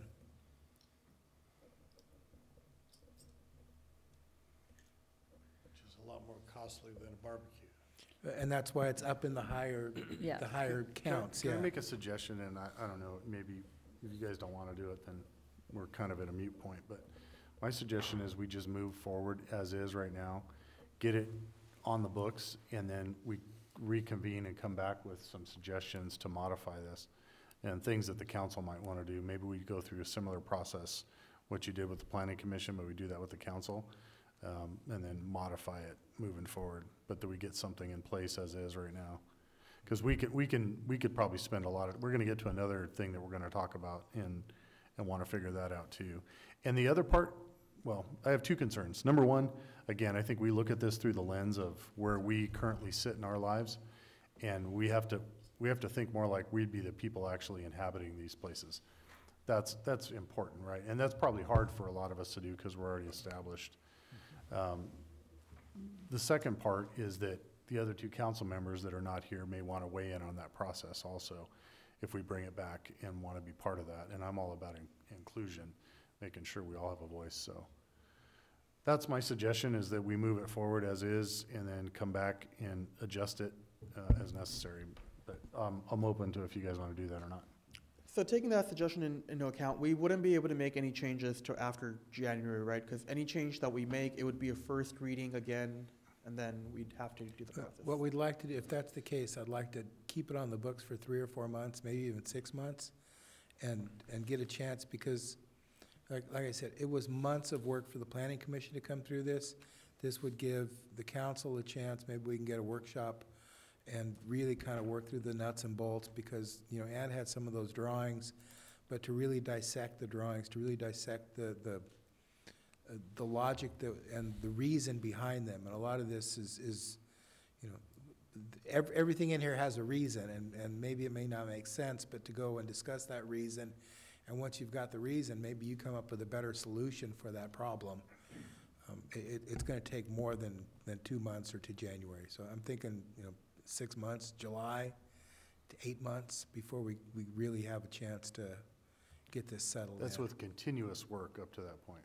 Yeah, Yeah. I'm not putting it down and walking away from it. It would be, to get, you guys have it now, and we can have a workshop or a meeting where we discuss like I said, the logic behind a lot of these things, and then you can come back at a meeting at some future point after that and say, okay, here's how I want to attack that logic. We'd be open to that, because, the mayor has a great point, so a 4-unit place, we'd have to think like a 22-year-old in his first house versus, a 100-unit apartment that's, the senior place where somebody's established and now this is the last place they're going to be. And each one of those has different criteria. So I'm fine with that suggestion if we can, confirm that it's gonna be brought back, let's say in March. That's about 6 months away. Well, I say we bring it back to start discussion in January. What he's saying is that we set like a time frame of how long we'll work through it. We'll bring it back on the January meeting with at least a homework assignment, kind of like Planning Like what you Commission did. And, take this apart, give us some, or maybe we can go before that January meeting, maybe we'll break this down in a workshop and discuss some of the logic, what's in there, and then the February meeting come up with a homework assignment of, here's how we want to adjust this. But so that in January, we're starting to work on this consistently and not just wait till July and ram it down your throat again.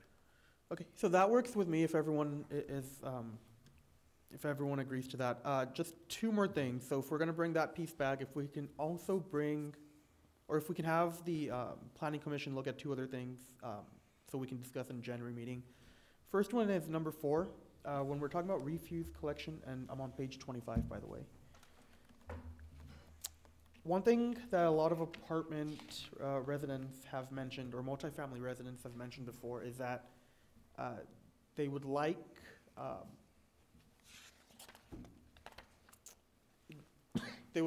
basically stop points throughout their residence where they can put dog poop. So I know Redlands, some apartments in Redlands have those. If we can possibly look at something like that. Can you back up? I'm not tracking you. I know, I So- don't know. I'm so sorry. I don't know where you're reading What's the from. question? Number 4. Yep. And you said regarding pickup of refuse, and Redlands has something Loma Linda doesn't have. That's where you lost me. You're on page 25. So when we're talking, Yeah, no, I am, yeah, page 25, yeah. when we're talking about, this is where I got the idea from. We're talking about right-of-ways and public trails, and then we're also talking about refuse collection. So my idea is if we can at least look at having some kind of checkpoint along the way. So what you'll see in a lot of public trails nowadays is there's places where you can throw away dog poop. They have kind of those bags available. One problem that we're seeing right now within the city is there's some apartments that, or multi-family residences that don't have that facility. So you have basically dogs pooping in front of other people's. Don't have, can you get the mic closer to you? In front of other people's houses. So if we can look at something like that, if it's a possible addition we can do, is my only thing. Are you talking about pet waste dispensary? Yeah. Yeah, so the Sorry, bag I've been trying dispenser. to. Yeah, I That's a good way to okay. describe it, which I could not come up. That's the okay. word Yeah. I was trying to understand, okay, so pet waste dispensary. The dispenser and then a trash can to dump it in someplace close. Okay. And then my last thing was about the right-of-way or in public trails. I think we talked about this a little bit. In my experience, when I've lived in apartments my whole life, when we're talking about the look, is there anything that we have that says, hey, they have to be maintained? Because a lot of times you'll have cracked concrete and just not a good place for residents to live in. This is Is that covered with your code enforcement provisions, or Do you have a Yeah, property that- maintenance? Yeah, because this is criteria for new construction. Once it's built, our hands are off this thing, and then it falls into either code enforcement, which we don't, it becomes very problematic to enforce. This is not an after-build piece. So anything we do on an after-build would have to be a separate animal, and enforcing flat work is really challenging because it doesn't fall under the nuisance. It really becomes a homeowner or a tenant landlord issue. But on this specific ordinance, once there's this is to get it built and get it in place. There's no follow-up on this. Okay, that makes sense. Last piece, pedestrian lighting. Where's that at? It's on the top, number 2. Page 25 again. I see there's a 25. maximum height. Is there a maximum distance? So what I'm trying to get at over here is to make sure that we have adequate lighting throughout the grounds of the complex. We do have some locations right now within the city where where the lighting is not adequate, right? And it's not safe for residents. And So for any future, do we have that covered? yeah, it is covered in the same section. It's actually covered by the foot candle measurements that are listed above. The commission actually spent some time with this and went away from dictating type of lighting and this type and bulbs and so forth, but the standard in the industry is to do measurements at foot candle. And so when you're trying to achieve these foot candles, depending upon height and the type of lumen that is used to illuminate the area, you would reach the certain foot candle measurement, which is what's happening at pavement. I'm sorry, I walked away from the mic. It's what's happening at the actual paving. And so that's usually handled through something called a photometric plan that's prepared, and it's prepared by a lighting engineer. So it would be verifiable, which is why the standards were written very, very objective, and this has to be met and this has to be met. So putting in the maximum height was more about aesthetics than it was about the actual illumination, but there is provisions under 1A, B, and C to deal with the actual illumination of the paved area. Okay, so in your opinion, we have it covered where it's adequately. Yeah, The two work one- together, they work together, yes. What 1A, B, and C does, it says you will cast so much light in this area by a measure of how bright the light is. And what number 2 does is say you will not do it by put a 100-foot pole with one light that illuminates the thing like a prison yard. Right. So we want, by It works keeping it, together. by keeping yeah. it at 15, Right. the idea is that you're not in a solid, constant lighting, that there is some lighter and darker areas, but that no place is black and no place is glaring white. That you kind of, and that where earlier I said the planning commission was really looking at using light as an architectural element. This is one of those pieces. Do we need a motion to accept the first reading? Yes. Let's make sure there's not anybody from the public first. Well, we have to, Public to hearing. open the public hearing first. So are we, Dr. Daly, did you have any? It's I know it's entirely up to you. confusing, but there really are a lot of people back Oh, there. You it's all just can't see good. them. I didn't know if anybody walked in, I was just looking. It's, Um, yeah, they blend in. Because I would vacate my spot here.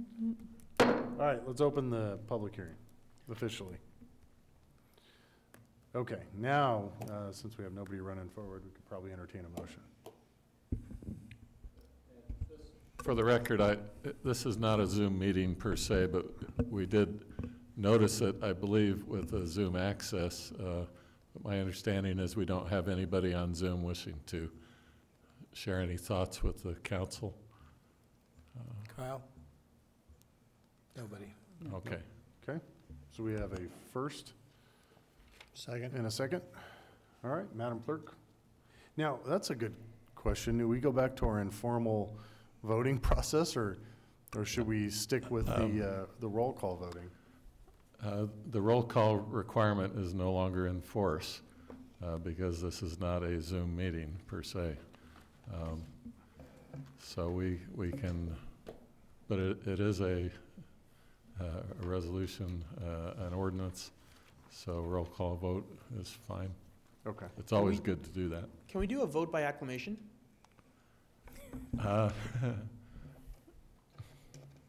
Well, that's not really something we do typically. For the minutes, it's better to vote. All right, Madam Clerk.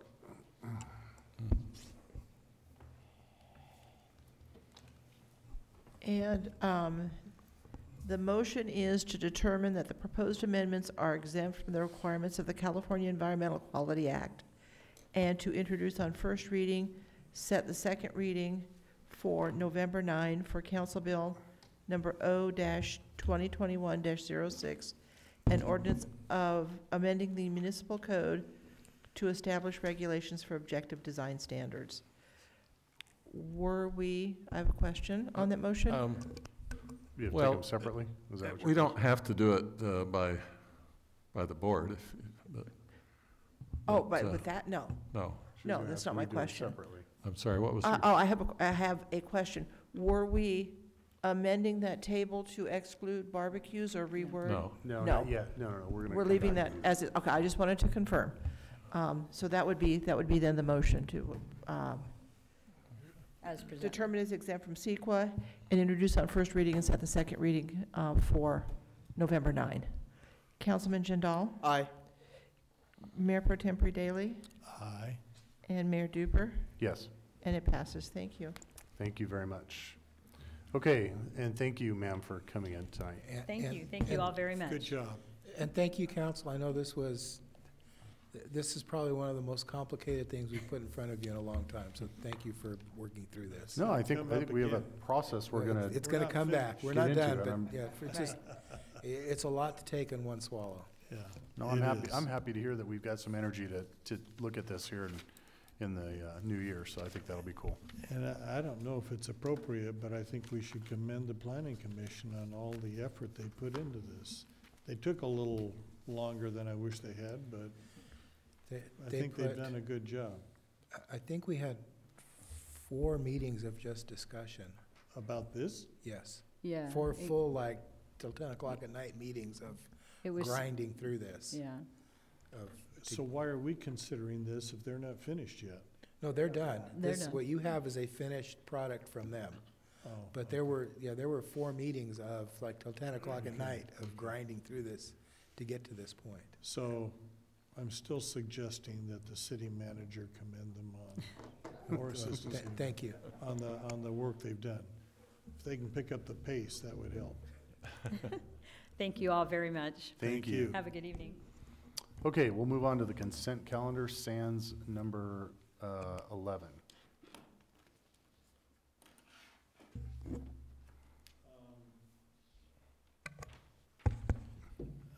Poll number 8, just for information. Okay. Can you tell us a little bit about that? Yes, sir. We put in a walking track. It's already in? No, sir, that's what we're gonna do tonight. We're gonna award the contract. Yeah, but where is that going to run? It's at Leonard Bailey Park, Yeah. around the soccer field. So you have a soccer field Okay, still yeah, there, yeah, yeah, but this will yeah. go around it, Okay. yes. And the city council approved the purchase of the lighting a couple of meetings ago. So now it's a water contract to actually do the work. So is that a big part of the cost, is the lighting? The lighting, yes. Yes. Okay. And this one. Okay, I'm good, thank you. I had a quick question on 6. So now that summer's over, how have we compared this summer to previous summers, in just terms of total, I would say major fires that we've had in the city?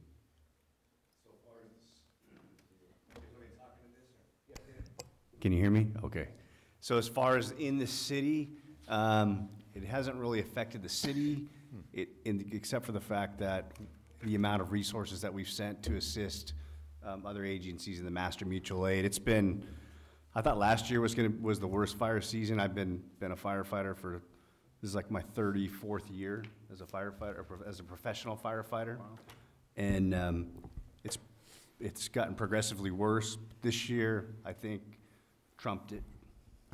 So within the city itself, I guess I'm asking about the trend. if we were to have a graph of like the fires that have happened in the city, during the summer season, have we seen increase, decrease, or it's not substantially different? To be honest with you, I wouldn't know. We can run the data and figure that out and give you an exact report on what type of fires, how many fires, where they're located, that type of thing. We could do that. But off the top of my head, I couldn't, and I wouldn't want to guess to say whether this year's been worse than previous years. Got it. And the only reason I'm asking is we did have that preparedness, the emergency preparedness plan that we talked about a few months ago. So wanted to see if, behind the scenes, how we're doing. So if you can get that info, that'd be great. Yeah. Thank you. Can I ask another fire-related question? What is the IS-251 vehicle we're declaring surplus and selling? IS stands for Incident Support, and basically what it is, it's a light and air unit. So when you have a significant incident in the city, you could bring it to the scene, and you can fill air bottles. So say a second alarm or third alarm fire, you're bringing an air filling station to the scene, and then also creating a rehab area. Is it self-propelled? Is it a vehicle I would recognize? I'm just curious. Is it a vehicle I would recognize or no? To be honest with you, why we're selling it, we just don't use it. It sits, and we're spending more money on maintenance than we actually use it. Since I worked for the city for the last 7 years, I think it's only been dispatched 5 times since I've been here, and it's been to support other cities, which is great. But we could use the space, number one for the fire station, but it's just not. And all of our members are at the fire, so we don't even get to bring it to the fire. Yeah. So it just sits. So it makes good sense. It's a good decision to sell it. Well, thank you for being responsible in your fiduciary duties there. Thank you very much. Okay. So with that in mind, one are we more ready question. Sorry, you have one more? Sorry. Yeah, one last one. Sorry. 9C, just for my knowledge, so I know it's costing us $15,500 for the remodel of the bedrooms and the lockers. Say that we weren't doing this as a government entity, and it was me and I wanted to do the same work in my house, let's say. In your guys' opinion, is it significantly more, less, or the same that we're getting? That 15,000 is very, very reasonable for that type of cabinet work. United Cabinet has done just about all the cabinet work here in the city, and they have a great facility, and they've managed to do really high-quality product for us. I don't think I could build it, buy the material and build it for that. And I'm sure you could not go buy the stuff and have somebody do it for you. Thanks. All right. Do we have a motion? Or did we already do that? I've already lost track. Okay. With the exception of number 11? Yep. Correct. 'Cause Second. All right. We have first and a second. Madam Clerk. And the motion is to approve the items on the City Council consent calendar minus number 11, the amendment to the site lease agreement for the cell tower. Councilman Jindal? Aye. Mayor Pro Tempore Daley? Aye. Mayor Duper? Yes. And it passes. Thank you. Thank you very much. Moving on to new business, reports of council members. One announcement. So the Commission on Water Policy has been disbanded. Not enough attendance was one of the reasons that was given. There is going to be a new format that they will be coming out with, I believe, starting in the beginning of next year. There's going to be 5 meetings each year, but it's open to the public, so we won't have an elected or an appointed representative from the city of Loma Linda.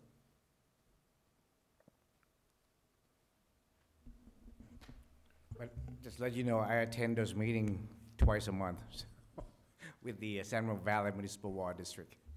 I'm a vice chair for the Groundwater Council, so.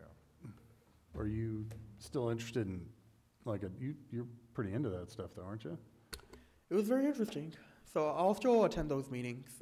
That's we just good. won't have like a city position. Well, still, we'll have a voice because you're going to be there. That's good.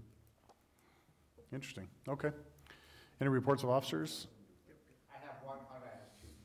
So just want to let you know that we will start grinding Barton Road from Campus Street to Waterman next week. So just let you know will be some delay the construction. That's it.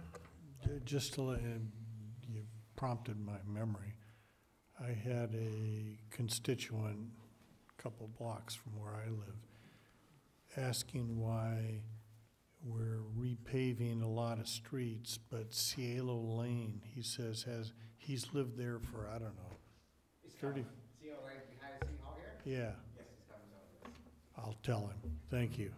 Oh, that'll be good, because he's been kind of on my back. Yes, as a matter of fact, we just send the staff out to survey all the water laterals, so we can replace all those first, and then we pave the street. So Okay. it's on the list. Thank you. I'll tell him. But that'll capture his vote. Yeah. Okay, Conrad has two. Okay.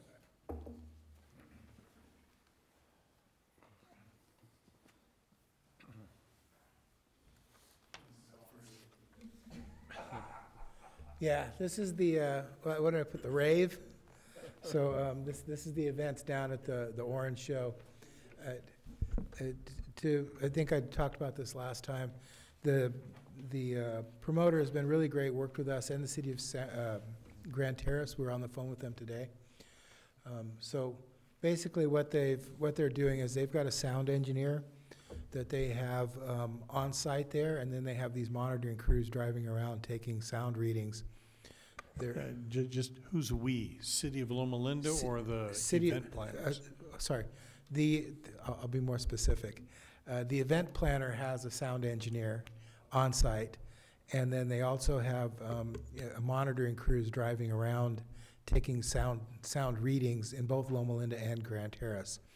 As part of the discussion today, they'll also be putting fixed monitoring stations, one in my driveway and one in the, actually one of the councilmen from Grand Terrace who lives kind of on the slope in his driveway to give fixed readings. So that they will be getting some feedback in real time with the ability then to adjust. It's just gonna be a little weird if we see Conrad out there dancing in his driveway. If I'm in my underpants driving in dancing in the driveway, yeah. But so they are discussing, making real-time adjustments, and both on the call with Grand Terrace today, they have the same concern we do. It isn't really the volume of the sound, it's the bass and the vibration. And so they were open to looking at it. They have several events coming in the future, and we'll work with them on trying to fine-tune. To say this will not be disruptive is not true, but we're trying to minimize the disruption as much as possible.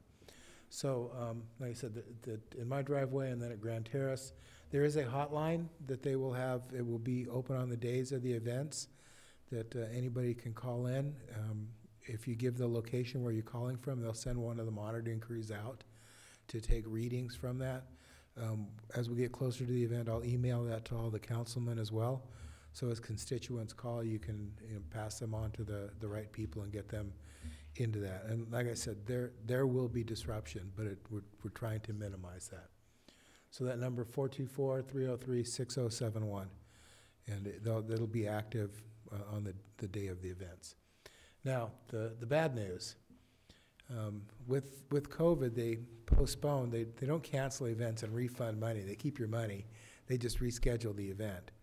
So to make up for all of these postponed events, they're getting pushed into the next couple of months, and we will have a lot of these events. And my personal opinion is part of the problem that we had and why we had so much feedback is we had events on multiple, consecutive weekends, which we're going to see again in November, the 19th and 20th, and then the 27th 1 week later, and then we'll have two in December as well. The next one's coming up on Halloween, the 29th and the 30th, so we can at least anticipate that. We'll get that. I'll get that schedule out to you guys as well as with the phone number, so you know what's coming out as constituents call and discuss. The other one is on the 27th at 4 o'clock. The promoter has offered to give us a tour of the facility there at the Orange Show and their measures that they're putting in place. So if any of you are interested in the tour of the site, I told them that, you know, Waylon Jennings was playing, I might show up, but for the rest of it, so the 27th, let me make sure of that, because I'm, October 27th. October 27th? Yeah, so it will be A Wednesday? Wednesday at 4 o'clock.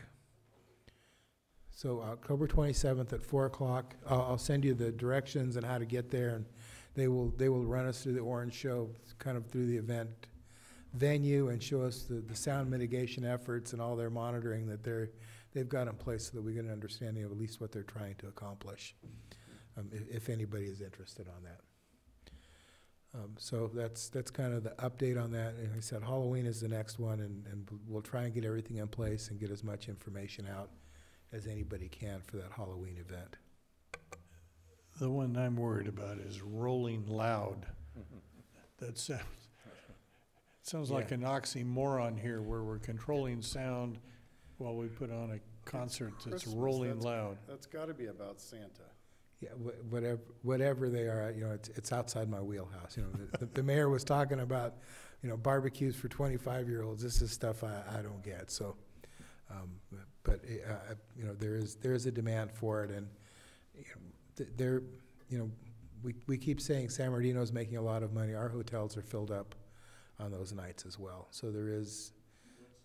Our hotels are sold out on those nights as well. Tell them what the average. Well, I don't know if maybe that's not appropriate. I don't know if it is. I can't go into too much dollar Yeah. and cents value, but Basically, all of these hotels for these events, the prices go up, Ron, and they sell them for a premium. It's pretty crazy what these kids are, well, I imagine it's probably like 10 kids per room, but Yeah. I'm thinking back when I was 20 years old, and yeah, it'd be 10 kids to the room, but you know, they do charge premium rates for the rooms, and we of course get that 10% of that premium rate. So we're trying to balance that with, you know, the needs of the citizens to get a good night's sleep too.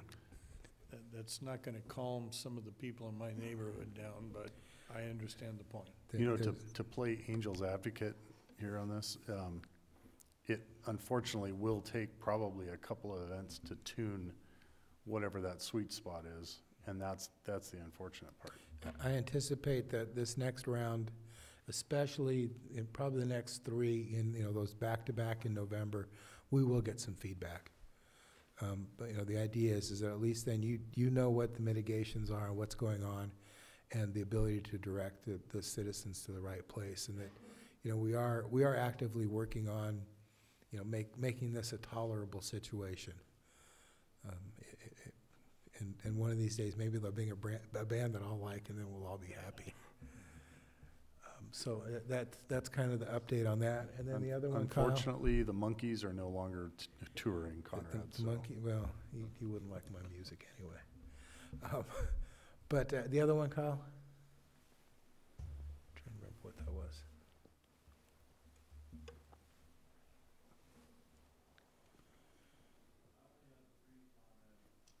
Right there.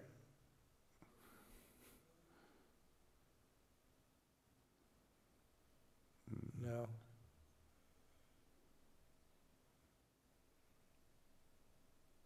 Yeah, there you go. So when, a couple of years ago, when the university tore down the building at the corner of Anderson and Redlands Boulevard, you requested for an update of what's gonna go back there.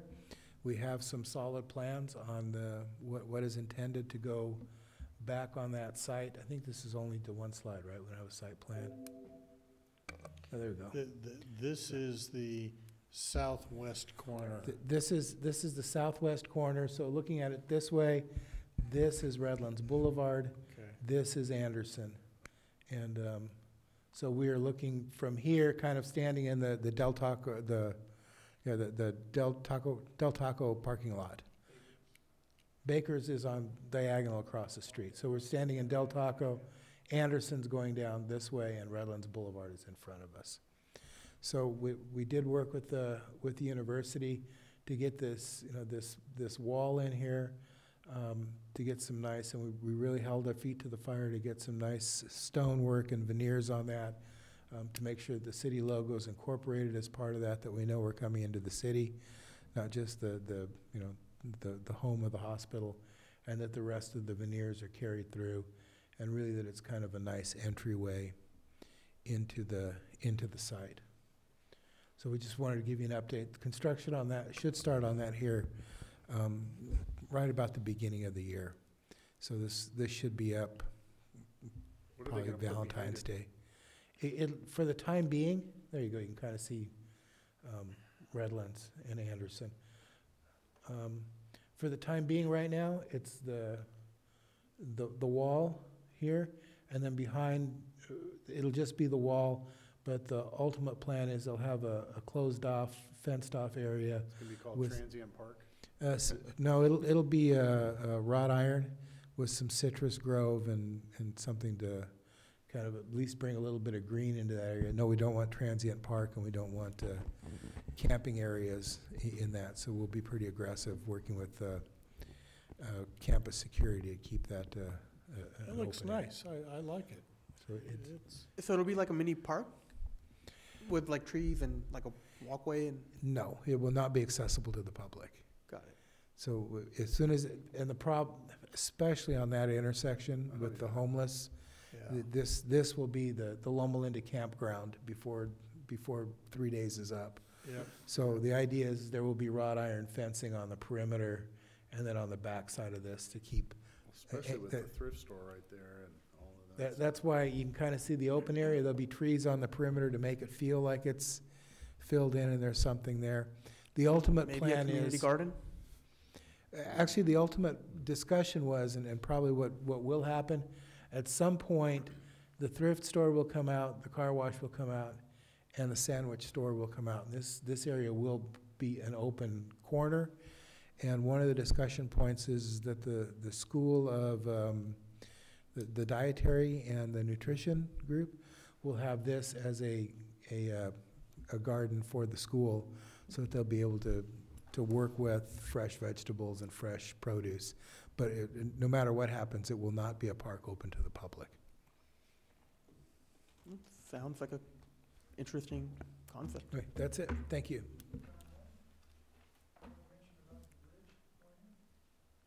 The bridge on Anderson, I think George just covered that, right? No, he hasn't. Oh, the bridge? The bridge over Barton? Over Barton Road. Jarb is working with the university on that, The and university gonna be, during the month of November, they haven't given the date yet. They're gonna close off part of Barton Road to place the bridge, and there's some bridge crossing to Barton. But the way we're gonna do this is they're gonna move the traffic from the north side to the south side, and place the bridge on the north side, and then reverse it, and then put the bridge on the south side. So it's prefab? It's pretty bad, yes. So 4 days? No, it should be 2 days, 2 to 3 days. Okay. It's fair enough. So it's coming. So it's coming in November. Oh, November, okay. He said it would be about the middle of the month, between now and the end of the month. Okay, all right.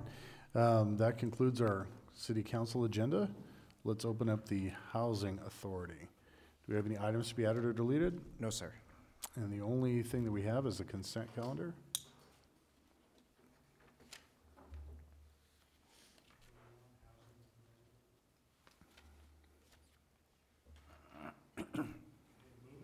All right, Second? Madam Clerk? And the motion is to approve the items on the Housing Authority consent calendar. Councilman Jindal, Yes. Mayor Per Tempore Daley, Aye. and Mayor Duper. Yes. It passes. Thank you. Thank you very much. Concludes the Housing Authority agenda. We'll move into the successor agency agenda. Any items to be added or deleted? No, sir. And the only thing we have on that is the consent calendar as well.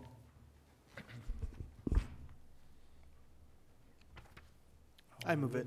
Okay, second. We have a first and a second. And the motion is to approve the items on the successor agency consent calendar. Councilman Jindal? Yes.